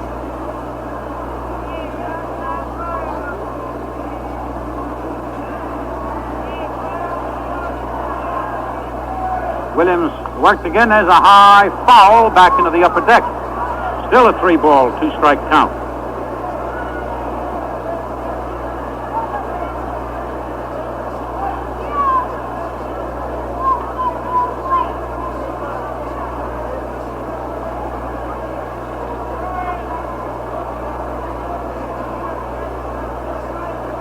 Three and two. The big fellow is checking his runner on first base.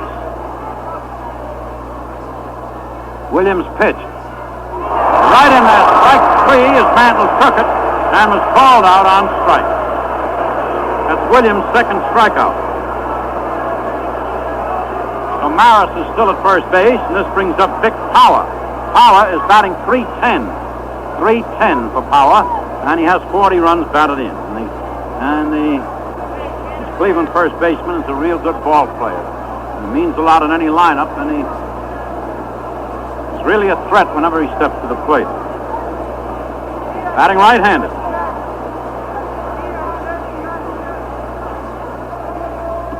Pitch to him is in there. Strike one call.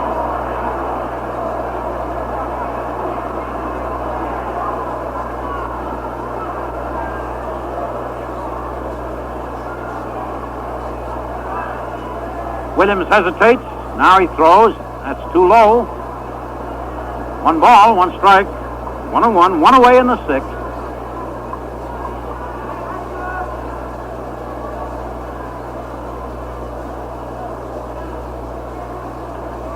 They're playing Power fairly deep now. As Williams cut loose again, Power hit a little looper out there in short center. Mays and Neal are both after it. Mays came in, made the catch, and Power is the second out in the bottom of the 6th inning. And the National League is leading 3-0 with 2 out in the 6th. Maris still at first base. Sherm Lawler up there now, the catcher. Batting .260, 28 runs batted in.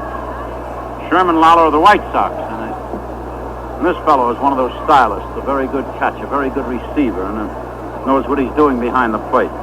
Williams ready to fire to him now. He pitches to Lawler. That's just off the plate outside. Ball 1, and again Burgess through the first base. And again, Maris slid back safely.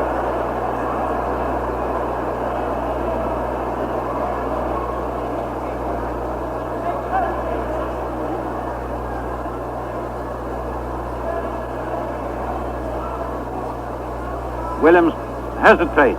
Now he pitches. And that's strike 1 as Lawler chased the curveball, and it's 1-1.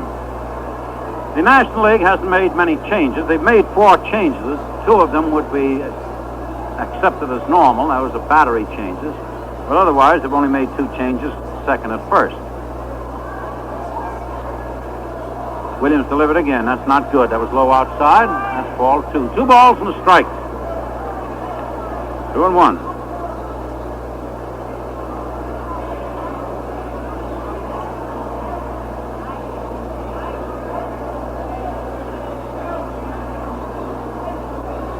So Williams fired. Ground ball, a slow bouncer down there to Banks, who fielded the ball, got rid of it, and Lawler is out at first base. Banks to White, or short to first. And in the 6th inning, the American League, no runs, no hits, and a man left. In 6 turns, no runs, 4 hits, 6 men left on. At the end of the 6th inning, the score is the National League 3, the American League nothing. Just twist that dial and you're all set for the adjustable razor. Try to bet for shave so easy, fast and clean. So try it and see. Into the 7th inning, a goodly portion of the crowd has been standing here in the when the National League comes to bat. If you'd like to accept that as any indication of anything at all, I suppose they'll stand also for the American League. And a nonpartisan crowd, I would say.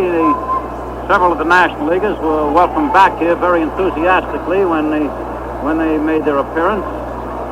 And the warmth and the humidity continues. The temperature is 88. The humidity is set at 67.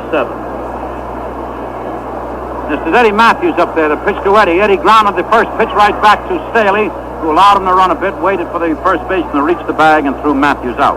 Matthews had contributed a very important blow back there in the 2nd inning. Adcock had singled to center with no one out, and Matthews stepped up and rammed a Whitey Ford pitch into the right field seat. 1 away now in the 7th inning, and this will bring up Charlie Neal. Charlie Neal of the Los Angeles Dodgers, a very graceful, expert second baseman. The pitch in there to Neal, batting right-handed, strike 1.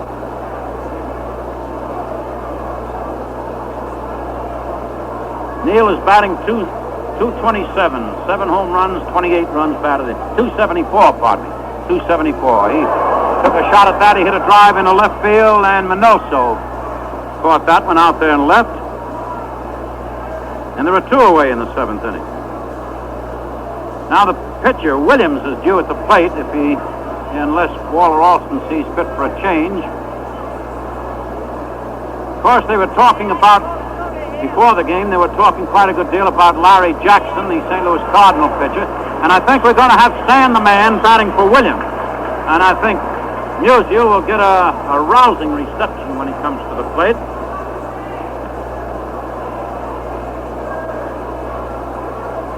Somebody's over there picking out a bat.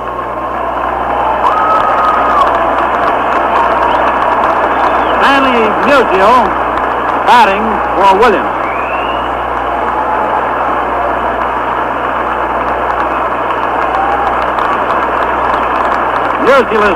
Musial is batting an even .300. He has 6 home runs and 28 runs batted in.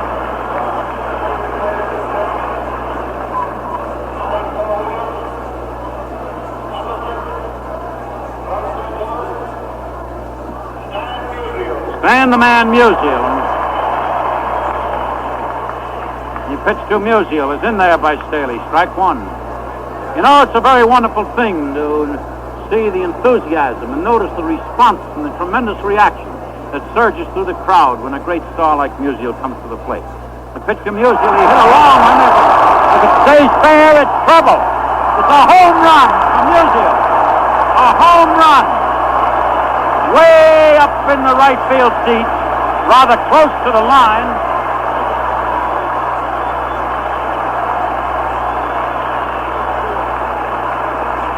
So Musial just banged another home run. Listen to the acclaim.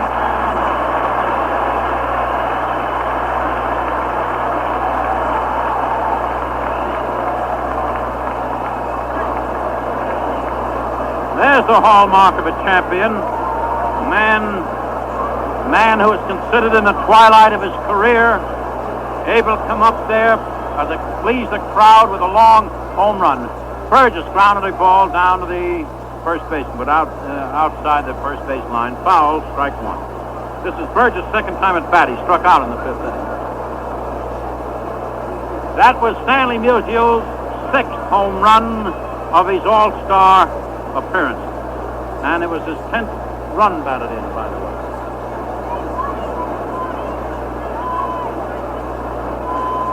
So Staley pitched again. There's Burgess grounded a fair ball down to Power, who flipped it off to Staley, and Burgess was out, the first baseman, to the pitcher. And the ball was just inside the line. That's the third out in the top of the seventh, in which the National League scored another run on the home run by Musial. That was the hit in the inning. No one left on. In 7 turns, the National League 4 runs, 6 hits, 2 men left on. And so at the middle of the 7th inning, the score is National League 4, American League nothing. You know, watching the second basemen like Mazeroski and Neal and these different fellows glide to their right and left reminds me a great deal of Don Blasingame, the fine second baseman of San Francisco. Now, there's a very slick fielder for you, and a nice-looking guy, too. A Gillette man? Well, you can bet he is. And how he talks it up when you mention that new Super Blue Blade. Well, just about everyone who has tried them wants to pass along the good news about this blade. You shave so clean, so easy. Why, you hardly know you're shaving at all. The Super Blue Blades have edges that are truly unique. Incredibly sharp, incredibly smooth. They're made by a process exclusive with Gillette. They fit all Gillette razors. But how about trying them in a Gillette adjustable? The razor that you set to suit your combination of skin and beard. The razor, dispenser of Super Blue Blades, and a good-looking travel case costs $1.95. Or you can get 10 blades and a handy dispenser that zips the blades out unwrapped, ready to use for 69 cents. We want to go back for a moment, if I may, and recap that 7th inning. That was the 7th hit. The 7th hit by the Musial's home run was the 7th hit by the National League. So the National League has 4 runs, 7 hits, and 2 men left on. And the American League going into the bottom of the 7th, no runs, 4 hits, and 6 men left on.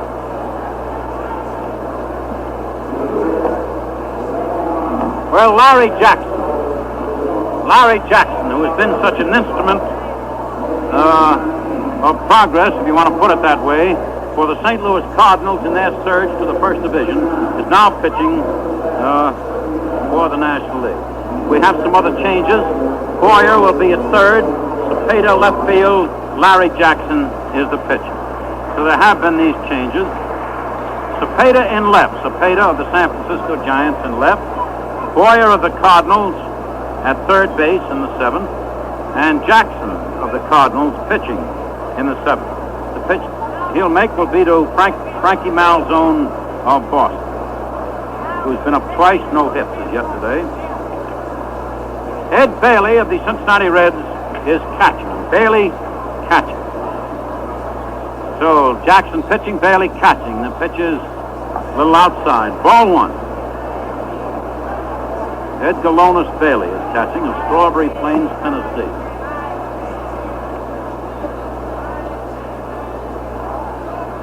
Jackson pitched again. There's a foul right back here, a little to our right.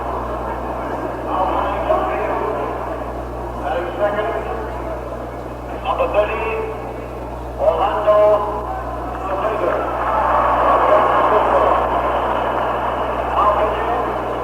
So there's 1 ball, 1 strike, 1-1 on Malzone. Number 9, number 39. As Malzone took a cut at a high pitch inside, he missed for the second strike. 96, from St. Louis, number 14, and Boyer. And now 1 ball, 2 strikes, 1-2 on Malzone. The pitch is low and it's ball 2, 2-2.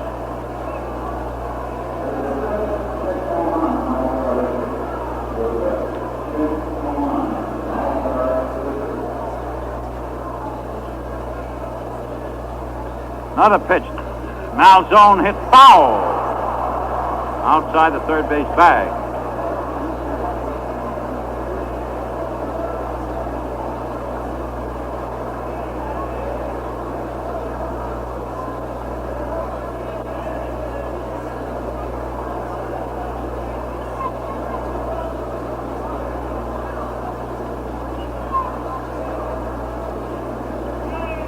2-2, 2-2 on Malzone, outside for ball 3. And that brings the count to 3-2.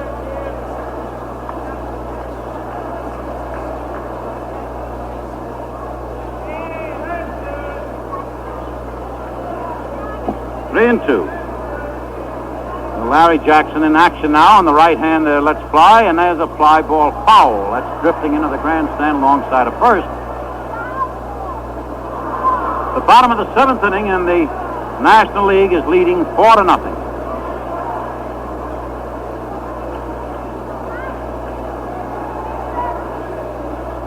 Boyer at third, Banks at short, Neal at second, White at first, Cepeda in left, Mays center, Aaron in right. He pitches low outside, and that's ball 4. As Malzone has taken a base on ball.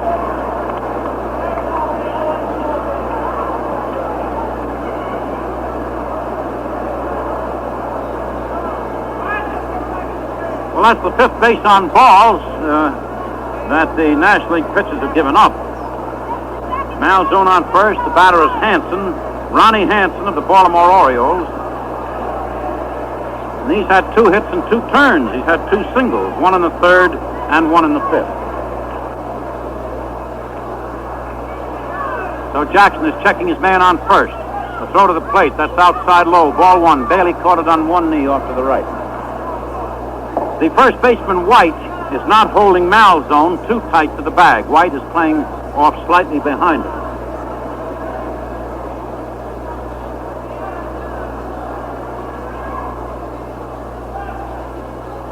It's outside low again, ball 2.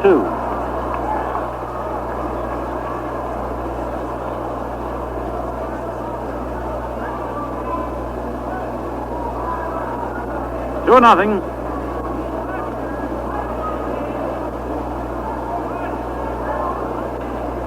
You know, Al Lopez, the American League manager, is one of the finest men in the business.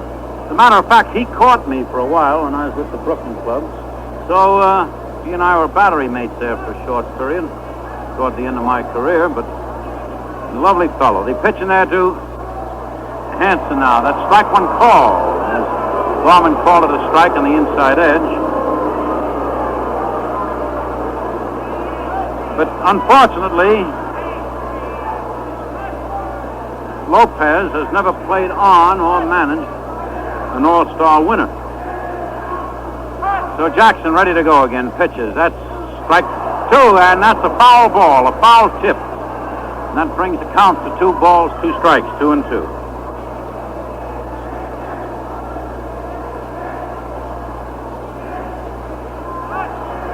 Two and two.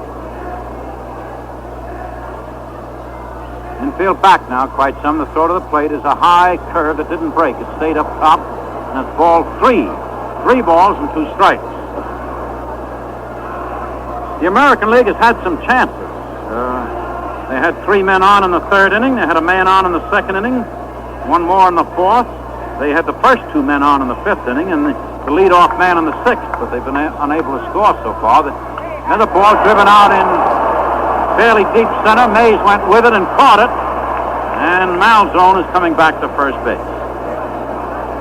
Of course, this park here suits a good fielding center fielder like Willie Mays or Mickey Mantle or any of those fellows to a T, because they have plenty of room to go get them.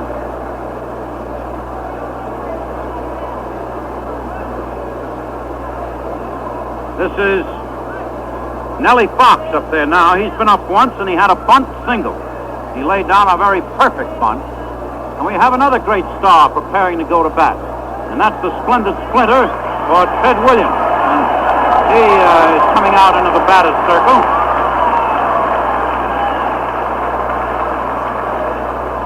The pitch inside to Fox. Ball 1.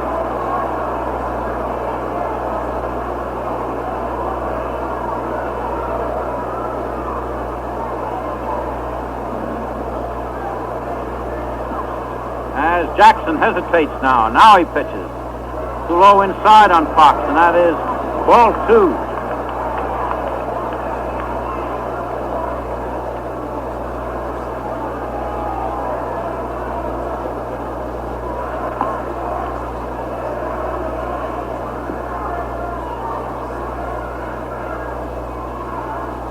2-0.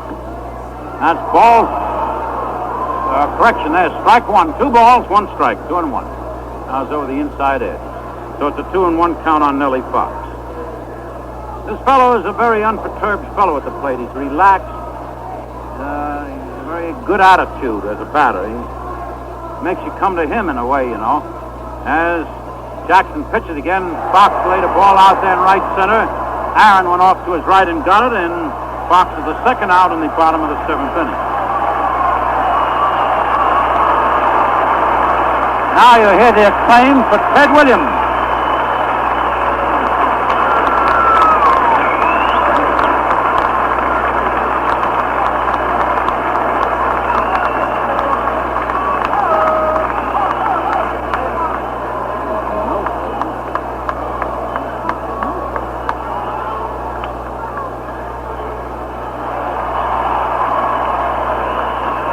Ted Williams at bat. The pitch to Ted, strike one. Ted Williams, in all-star play, has batted .295 in all-star play. He's had 4 home runs, 12 runs batted in.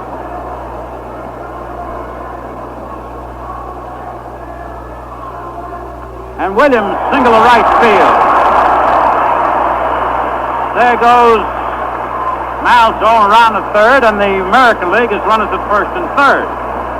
So Williams, while he did not contribute the length of the drive that Musial did, sort of parallel to Musial, 2 great stars, 2 stars of the first magnitude, were able to come through here today and please the fans. Ted Williams, who is batting .341 for Boston with 14 home runs and 33 runs batted in. And Al Kaline is going to run for Williams. Bat partner. Let's see, Kaline will be batting for Staley.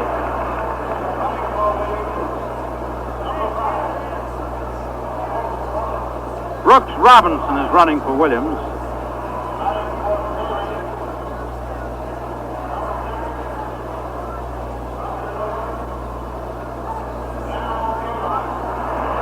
Al Kaline, who hit a home run in the first game, is up there now. Kaline is batting .248. He has 38 runs batted in and 9 home runs. Batting right-handed, the star of Detroit, batting for Staley. Low, ball 1. Williams batted for Minoso. But Brooks Robinson, the Baltimore third baseman, is running for him. And Al Kaline is batting for Staley.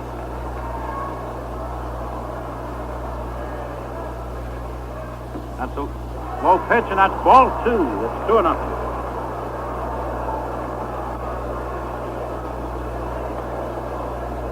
Kaline, he gave you the average for Detroit this season, .248, 9 homers, 38 runs batted in. Very fine ball player, fine hitter. That's a low and outside, and that is ball 3. So Jackson is in a hole, 3-0.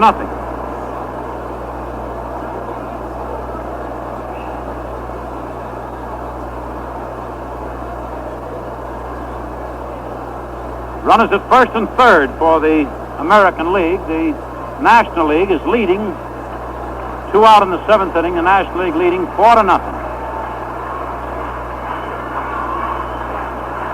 Jackson pausing once more, pitching to Kaline. That's in the middle. Strike 1. 3 balls and 1 strike. The National League has 4 runs and 7 hits. The American League so far, no runs, 5 hits.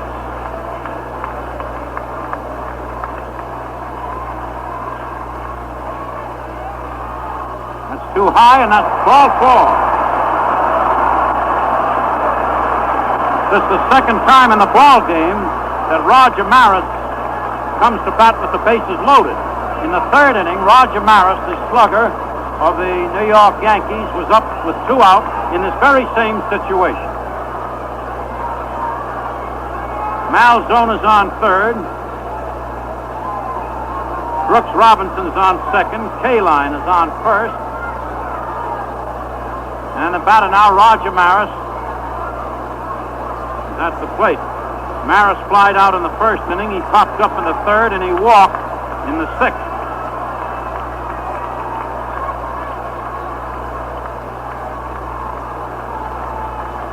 So Jackson took a look at his man on third, went into a slow windup. He made his pitch, and Maris grounded a foul into the box seats just past the American League bench over there to the right. The paid attendance here today, 37,151. 37,151 paid admission. And Maris took a cut at the next one and missed it, and Bailey got off a quick throw down there to Boyer, playing at third, and they tried to pick Malzone off third. Malzone slid in safely. No balls and 2 strikes on Roger Maris. 2 out in the bottom of the 7th.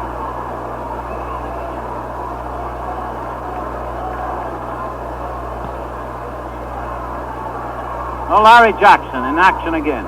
Pitches. There's the ball hit out in the right center. Willie Mays off at the crack of the bat, made the catch. Maris is out, and the American League did not score. In the 7th inning, the American League, no runs, 1 hit, 3 men left on. In 7 turns at bat, the American League, no runs, 5 hits, and 10 men left on base. So at the end of the 7th inning, the score is the National League 4, the American League nothing. Want the best looking pen you can buy? Want the best writing pen you can buy? You can get both when you buy a Papermate Capri Mark III. The Capri Mark III is solid, handsome, capped in shining chromium, and the barrel is of tough tenite in your choice of 5 colors. Performance? The Papermate Capri Mark III positively will not skip over handprints, fingerprints, grease, or grime. Won't even skip over a smear of butter. The Capri Mark III has Papermate's exclusive Texas refill, a jumbo ink supply. And the Papermate Capri Mark III is guaranteed, unconditionally guaranteed. If it doesn't perform, we'll replace it. So for dependable writing, take a tip. Look for the 2 hearts on the clip. Get the Papermate Capri Mark III, just $2.49. Well, we have other changes now. Al Kaline will stay in to play left field. Kaline in left field for the American League in the top of the 8th inning. The pitcher is Frank Larry, so that makes Larry the leadoff batter. Larry, the star of Detroit. And Brooks Robinson stays in the game to play at third base. Wait a minute, so he pitched to Willie Mays over the plate, strike 1. So Robinson remains in, leading off and playing at third base.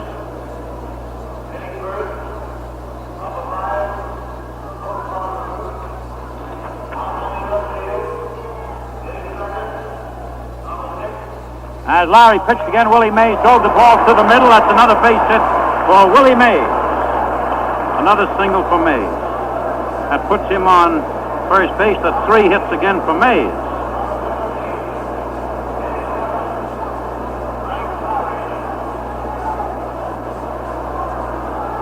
Mays has been at bat 8 times with 6 hits in this series. Mays on first base now. Frank Larry, the pitcher. Brooks Robinson of Baltimore at third. Hanson at short. Fox at second. Power at first. Minoso in left field. Rather, correction there. Kaline is in left field. Now, Cepeda took a crack at the first pitch, and he hit it high in the air in left field, and Kaline moved in, made the catch. Kaline is in left field.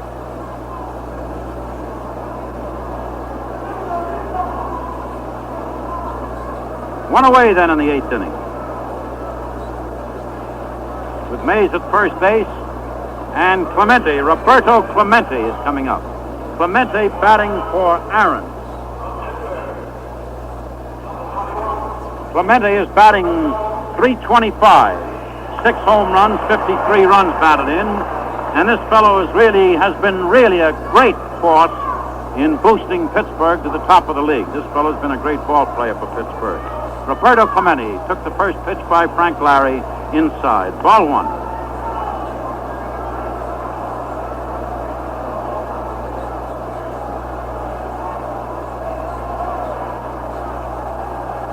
Batting in the 8th inning, The National League leading 4-0. The pitch to the plate is low outside, and that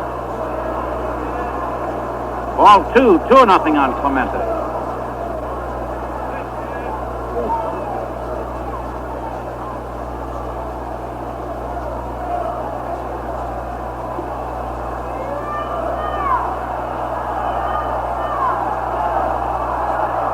Clemente took a low one for ball 3, and he's run the count to 3-2.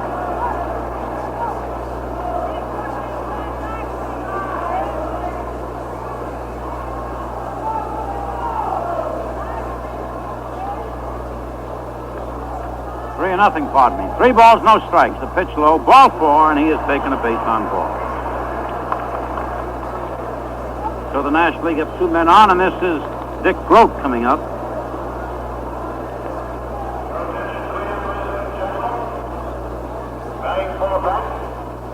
Mays on second, Clemente on first. Dick Grote, the shortstop of the Pittsburgh Pirates. Grote is in season is batting .315. He has 9 home runs, 43 runs batted in. Strike one call as Larry got the pitch on the inside edge. This fellow's been a fine leader for Pittsburgh, too. He's been an inspiration in that infield for the Pirates.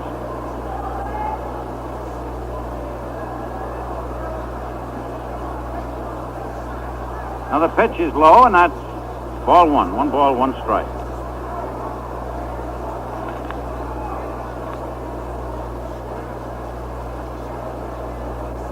Locker is in the batting circle. Locker of the Los Angeles Dodgers, so he'll probably bat for White. There's 1 out in the top of the 8th. The pitch is low outside. Ball 2 and strike 1, 2-1. The National League is leading 4-0. The National League is 4 runs, 8 hits. The American League so far, no runs and 5 hits. And the National League has 2 runners on. Larry delivered again. There's a ball hit in the ground, hit down to Fox. 1 out at second. Hanson's throw to first is a double play, and the American League came out of it on a double play. Nice double play. Fox to Hanson to Power. So in the 8th inning, the National League, no runs, 1 hit, 1 man left on, and in 8 turns at bat, the National League 4 runs, 8 hits, 3 men left on base. And so at the middle of the 8th inning, the score is National League 4, the American League nothing. Well, we haven't seen Elston Howard today yet, but you can readily identify Howard as being in a great many of the All-Star games and World Series. A very valuable ball player and highly thought of by his managers. And you know, Elston is an ideal Stengel-type manager, or I should say player, because Casey uses him as a catcher, a first baseman, a left fielder, and a star pinch hitter. A good man to have on your team. You know, he's a Gillette man, too. Elson says, that Gillette adjustable shaves me like no other razor ever. That's because I get to choose the edge best for my face. Well, you know, that's right. The Gillette adjustable lets every man choose the edge exposure and angle best for his skin and his beard. It has a micrometer dial on the handle with 9 different numbered stops. Turn this dial to the left, you decrease exposure. Turn to the right, you increase it. You just can't miss. It takes no time at all to find the exposure just right for you. Included with every Gillette adjustable is a dispenser of those amazing new Gillette Super Blue Blades. Wait till you try them. You shave slick, quick, with comfort like you've never had before. For whole works, adjustable razor, dispenser of Super Blue Blades, and a sturdy travel case costs only $1.95. Well, Bill Henry of the Cincinnati Reds will be pitching the bottom of the 8th inning. Henry pitching for the National League in the bottom of the 8th.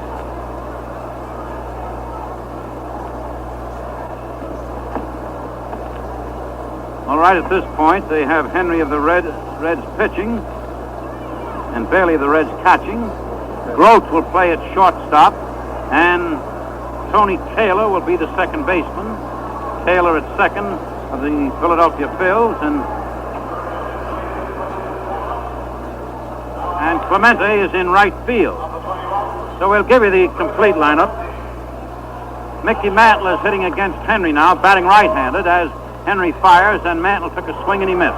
So it's Boyer of St. Louis at third, Gross of Pittsburgh at shortstop, Taylor of Philadelphia at second, White of St. Louis at first, Cepeda of San Francisco in left, Pinson of Cincinnati in center, and Clemente of Pittsburgh in right. Henry pitching, Bailey catching. The pitch down to Mantle. He bounced in the ground, and it's a base hit in the center field. He hit it through the pitcher's box in the center, a base hit for Mickey Mantle. And that is but the sixth hit today for the American League. But the American League is a team of great stars and great ball players. I don't overlook them for a second. And any spurt of concerted action on the part of a great team like this can pull them right back in the ball game.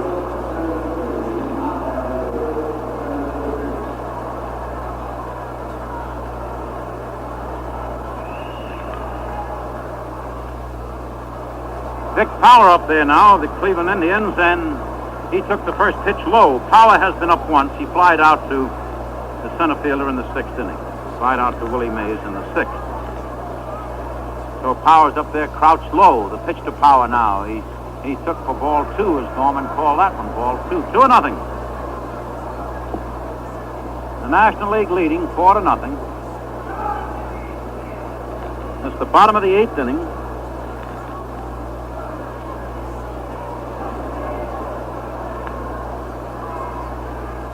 And that's strike one as Henry pumped one through there.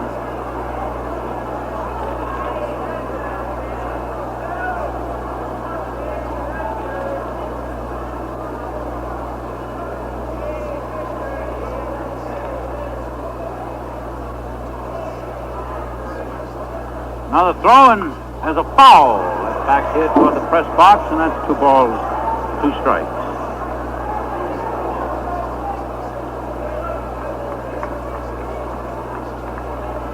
Two and two.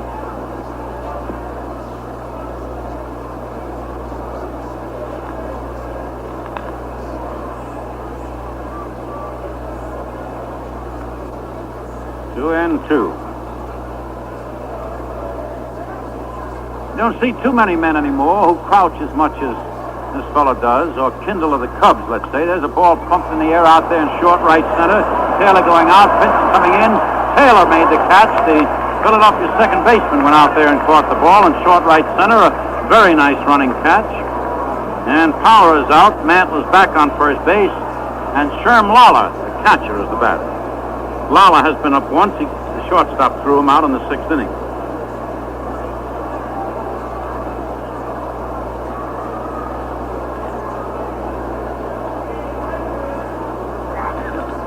Lala batting right-handed. Pitch to Lala's outside. Henry got it away from the plate. Ball one. You know, 2 double plays by the National League pulled the National League out of spots today. 1 in the second inning and 1 in the fifth inning. And the American League has come out of 1 spot on a double play today. He pitched now to the batter, a little outside. And Lala looked at it for ball 2. 2 balls, no strikes. That was a high outside pitch. 2-0. Henry goes mainly with his fastball. He has a pretty good curve, but which he uses mainly to left-handed batters. 2-0. Henry worked again. Strike one call. Drilled it down the inside channel, right down the inside edge of the plate. Strike one. 2 balls and a strike. The infield is spread. They're playing Lala. Well, they're not shifted much one way or the other. They're playing him straight away pretty much all around. With Henry working again, the pitches hit foul. Like hit against the upper deck. That's 2 balls, 2 strikes, 2-2.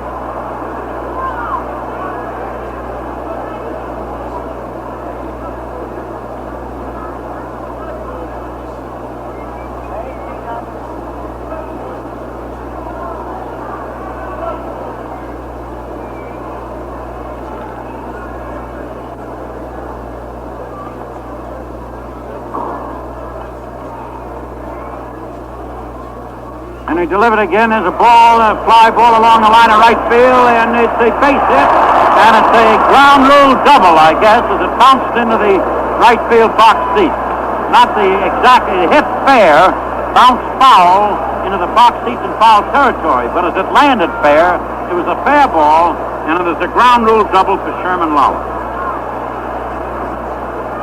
1 out, so that puts the American League in the scoring position now, with runners at second and third. Mantler's on third. Lala is on second, and Al Smith of the Chicago White Sox. Al Smith of the Chicago White Sox is up there, right-handed batter. And he's batting .321, and here's another good ball player. This fellow's a real good ball player. Smith is batting for pitcher Lally. The pitch to him is over there for strike one. Smith has 8 home runs and 44 runs batted in.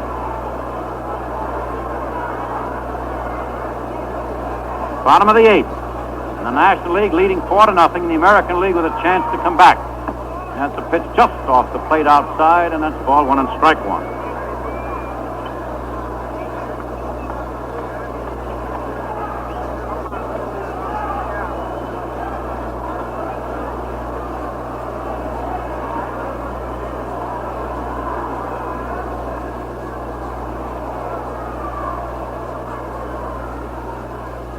Henry pitched it, pop balls there behind the pitcher's box. 3 men are after it. Boyer went over and made the catch, and Smith has popped up to Boyer back of the pitcher's box. So Mant remains at third. Lala remains at second. I see we have a revision of the paid attendance. 39,000 now. It was announced at 37 something, but the official paid attendance today, 39,362.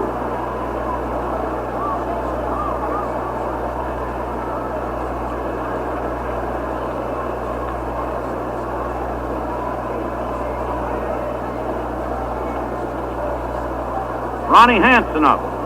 Ronnie Hansen up there batting right-handed. He's had 2 hits in 3 turns. He took ball 1. 1 ball, no strikes.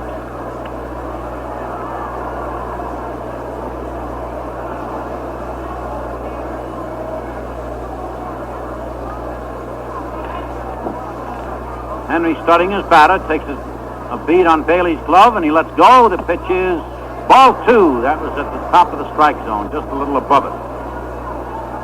2 balls and no strikes on Hansen.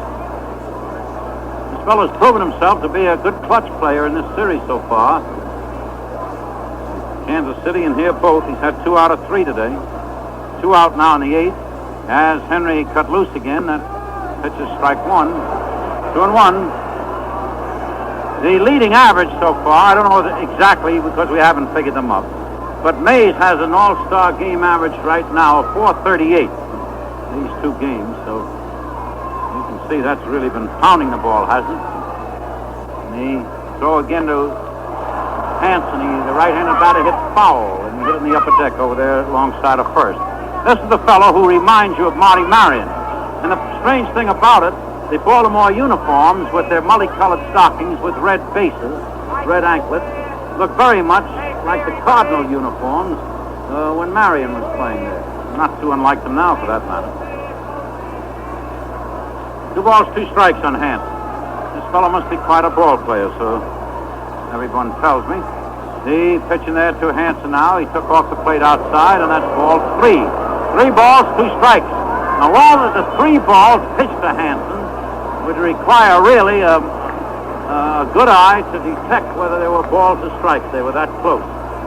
So there was no objection on the part of Bailey, and he said nothing, so I would assume that umpire Tommy Gorman saw them very well, and Hansen saw them very well.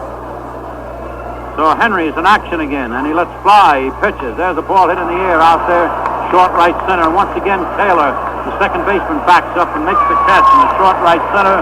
And the American League is retired in that inning with no runs, 2 hits, and 2 men left on. And in 8 turns at bat, the American League, no runs, 7 hits, 12 men left on base.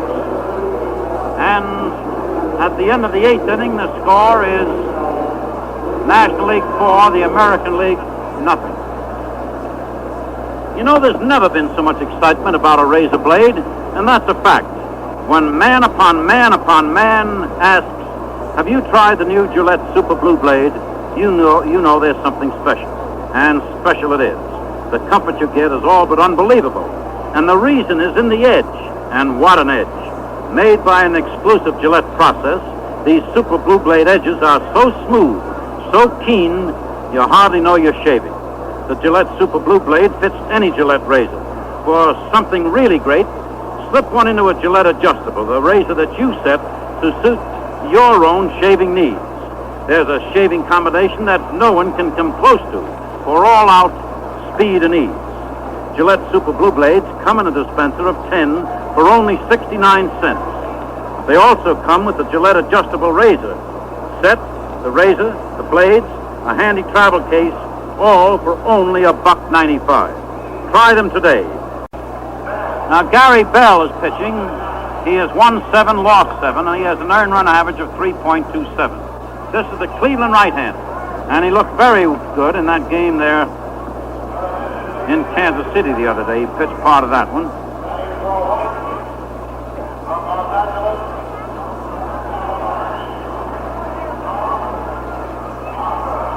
So Norman Locker is batting for Waite. Locker is batting for Waite in the 9th inning. He's the Los Angeles first baseman, and a good one, and a fellow who seems fair to have a rather long career. Good ball player. Locker for Los Angeles so far this season is batting .340. He has 1 home run, 27 runs batted in. The pitch to him now, ball 1 outside. Of course, he has been platooned. He's been platooned at times, along with Hodges and others, and occasionally he fills in the outfield. The Locker batting, they throw to Locker. Ball 2 is Gary Bell got it outside.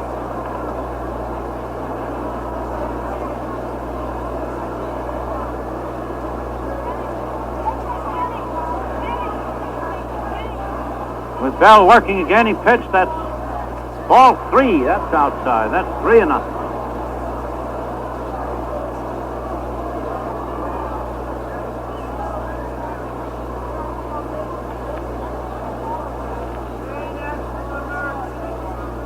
Right down the center.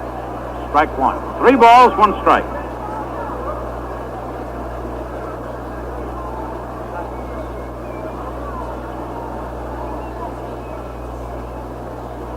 The right-hander pitches again. Locker took it for strike 2. That cut the outside edge, and that's a 3-2 count.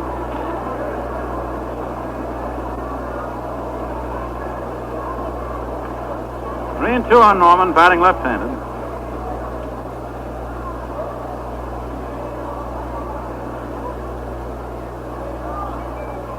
Locker hit a foul. That's up on the roof, and that's 3 balls and 2 strikes. 3-2.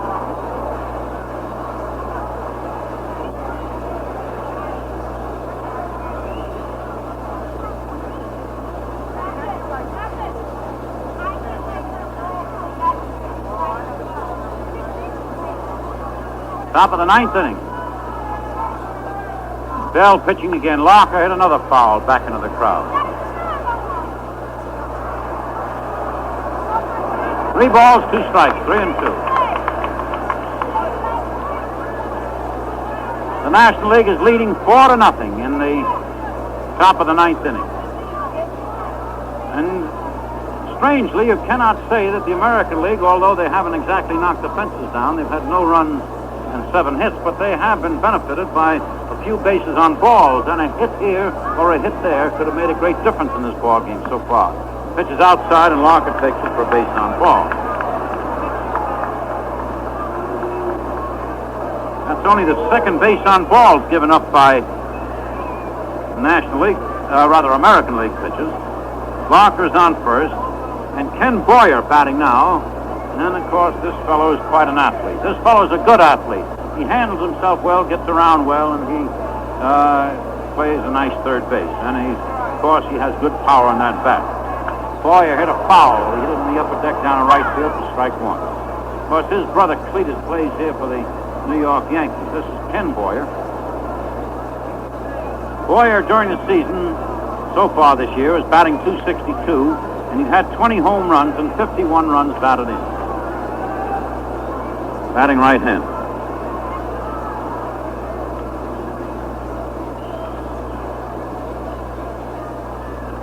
Bell pitched again. There's a ball hit in the air out there in left field. That looks well gone.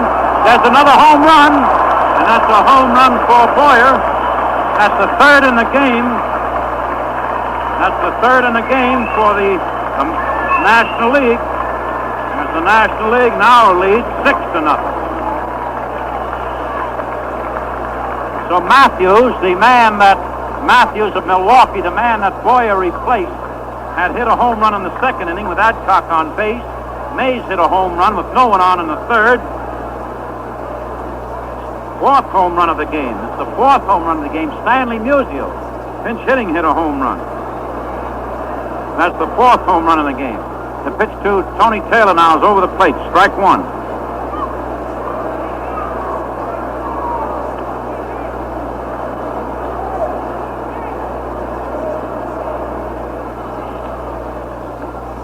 That's ball one inside as Bell was up inside with that one.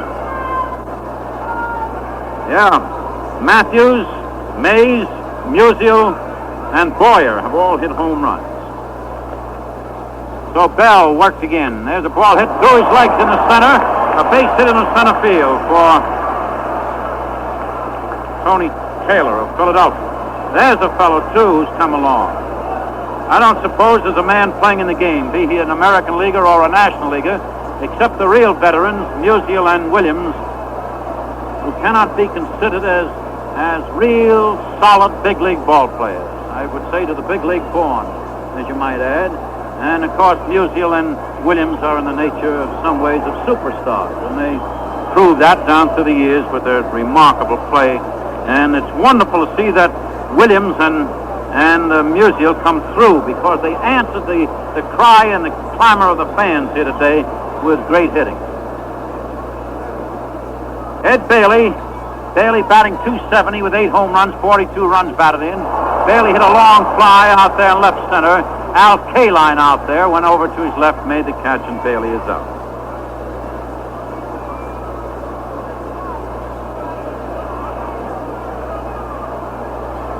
Well, this is Henry coming up now.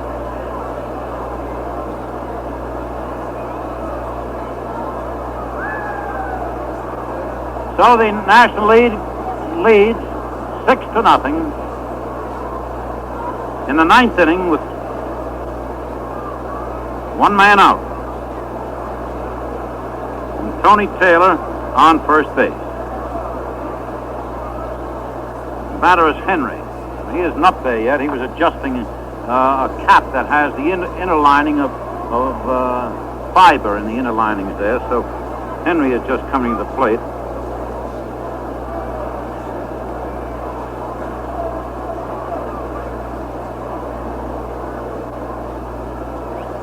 Batting left-handed, he attempts a bunt. He bunts down the first base line. Gary Bell fielded the ball and threw him out at first base. That was a sacrifice and a nice one by Henry. Play went from the pitcher to the first baseman, or otherwise 1-3, with Taylor advancing to second base. And the National League has a man on second with 2 men out in the ninth inning. And the National League is leading 6-0 as the National League has 6 runs and 10 hits so far. Vader Pinson up for the first time today. This fellow has a real potential as a real great ball player. Fast, this fellow can do everything. And he pitching there too. Pinson is high outside. Ball one.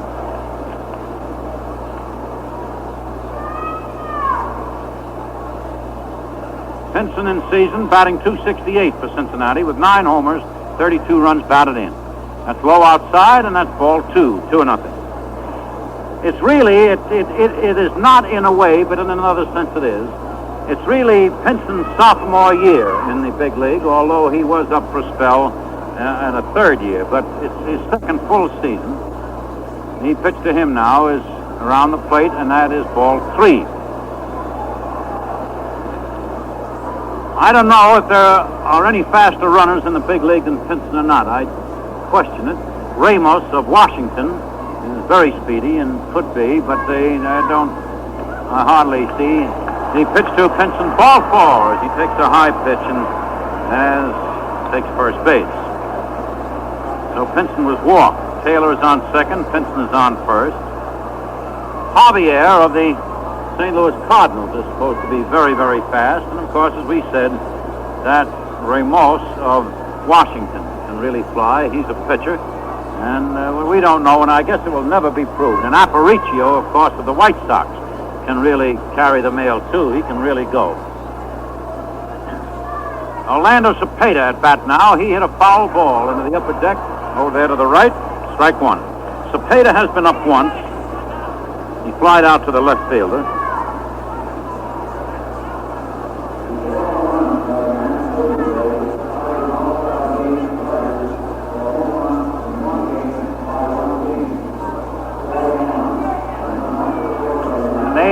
Cepeda hit a ball in the air out to the left fielder. K-line made the catch, and the side is retired. And so in the top of the 9th inning, the National League scored 2 runs.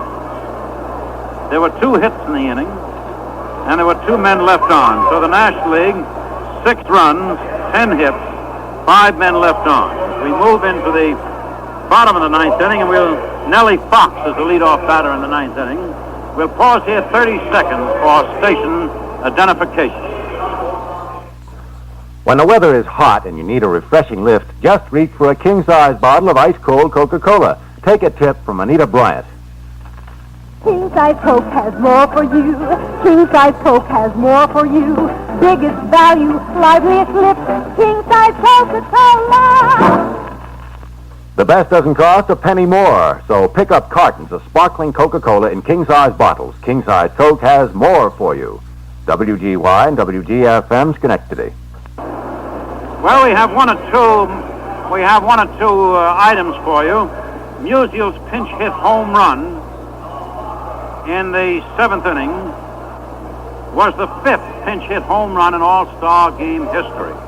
Also, the National League today has tied a home run record by hitting 4 home runs in one All-Star game. That ties the record. Now we have 1 or 2 changes, and I know it's Norm Locker playing first base there. And let's see who we have around the other place.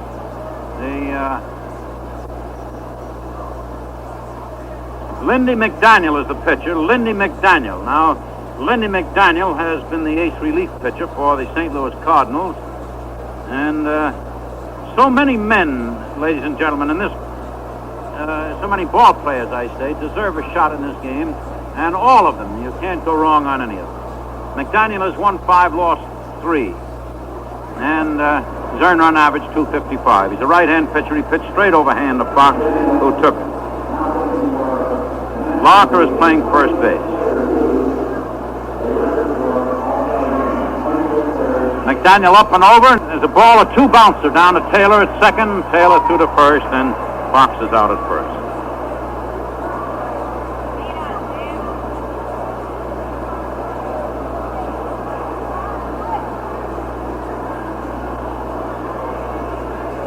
Well, this is Brooks Robinson of Baltimore up there now, the third baseman, and a very fine young ball player at the plate. McDaniel pitches to Robinson, low, ball 1.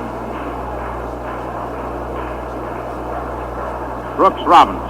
For Baltimore this year, he's been hitting .284. He's had 6 home runs, 43 runs batted in. McDaniel in action, comes straight overhand. There's a ball hit on the ground. A nice play by Grote, who went to his left field of the ball and threw the man out at first. 2 away in the 9th inning. The National League leading 6-0 with 2 out in the bottom of the 9th. And Al Kaline is the batter. He's up for the 2nd time. He walked the first time up.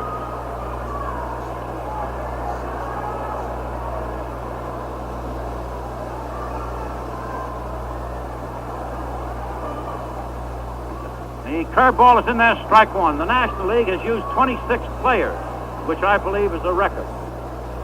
And That's a lot of players, 26 players. So Waller Alston manipulated them like chessmen. The pitch down to K-line. 1 ball, 1 strike, 1-1.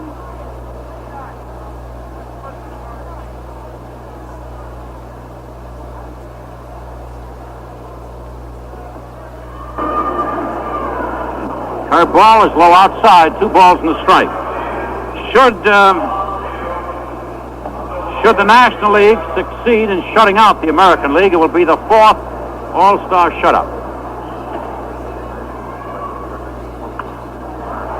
The ball is bounced over second. Tony Taylor fielded the ball, but K-line beat it out for a base hit. The K-line beat out an infield hit. It was a very high bouncing ball over the pitcher's head, which Tony Taylor fielded behind second, but could not get the man at first. This brings up Roger Maris now. By the way, when I said the National League used 26 men for a record, it's a National League record. The American League at one time used 28, which is an all-star both team record, if you want to put it that way. The pitch to Roger Maris is low. Ball 1. Maris has been shut out today 3 times. He did walk once. He walked in the 6th inning. So Lindy McDaniel with 2 out in the 9th, working on this left-handed batter. He pitches. Maris took it low, and it's ball 2. It's 2-0.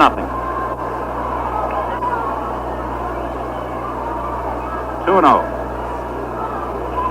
Playing Maris, straight away. They haven't shifted much. The center fielder, Pinson, has moved slightly toward right center. And Cepeda, the left fielder, is giving Maris pretty much of the foul line down in left field. McDaniel pitched again. The curveball is hit in the ground. Locker, who grabbed it, ran for the bag.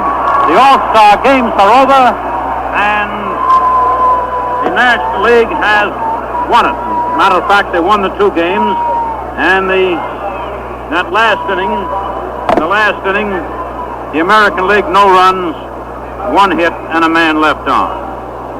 The final score, the National League 6 runs, 10 hits, no errors.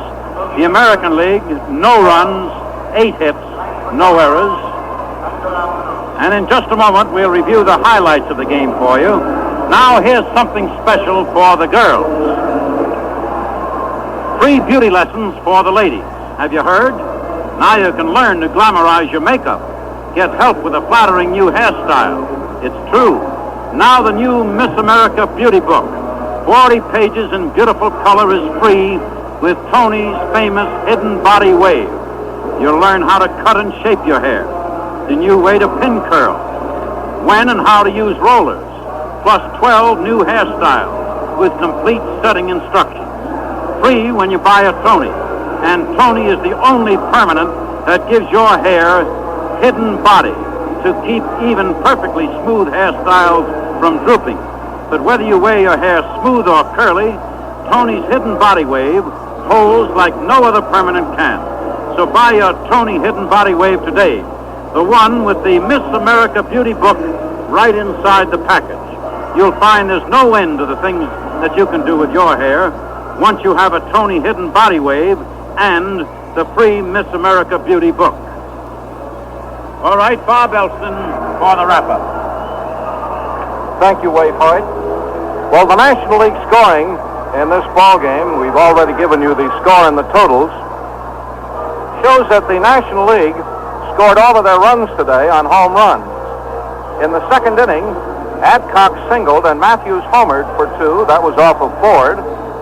In the 3rd inning for the National League, Willie Mays, who was the outstanding hitter of the 2 games, hit a solo home run with nobody on. That was in the 3rd inning, and that was 1 run and 1 hit. That also was off of Ford. And then in the National League 7th inning, Stan Musial, appearing in the role of a pinch hitter, hit a long home run into the right field stands. And then in the 9th inning, with Bell doing the pitching, Larker walked, and Boyer hit a very, very long home run that was deep into the left field stand. So the National League in this ball game was just not able to score. As Waite was saying before, they had a couple of good chances today. Twice Maris, the great right fielder and fine hitter, of the New York Yankees was up in his home ballpark with a bases loaded situation, but just wasn't able to provide that base hit. So the National League has won this ball game today, and the totals for the game, to give you again, the National League with 6 runs, 10 hits, and no errors, had 5 men left on the bases. Law was the starter, gets credit for the win. The American League, no runs, 8 hits, no errors, had 13 men left on the bases, and Whitey Ford will be charged with the loss. So home run power, which the National League exhibited in the first All-Star game at Kansas City, was in evidence here again in the second All-Star game of 1960. So the National League has won the first game by a score of 5-3, and then they've taken the second All-Star game of the 1960 campaign by a score of 6-0. Willie Mays was the leading hitter of the All-Star games. He had another terrific day here again today at New York. So the National League been getting good steady pitching from all the pitchers that they sent to the Hill here today, were able to hold the American League in check. So that's the story of today's All-Star game here in New York, that the National League, scoring all of their runs on homers, came up with 2 runs in the second inning, a run in the third inning on a home run, a home run in the 7th inning by Musial as a pinch hitter, and then the home run by Boyer in the 9th inning. And they won this ball game, and the totals again, the National 6 runs, 10 hits, no errors, the American no runs, 8 hits, and no errors. So fans, that's the story of the second All-Star game. This one played in New York today, and the National League wins it by a score of 6-0. Hal Campbell has been our engineer, and Len Dillon has been our producer. And now, friends, this is Bob Elson with Waite Hoyt saying smooth sailing, smooth shaving, and good afternoon for your host, the Gillette Safety Razor Company.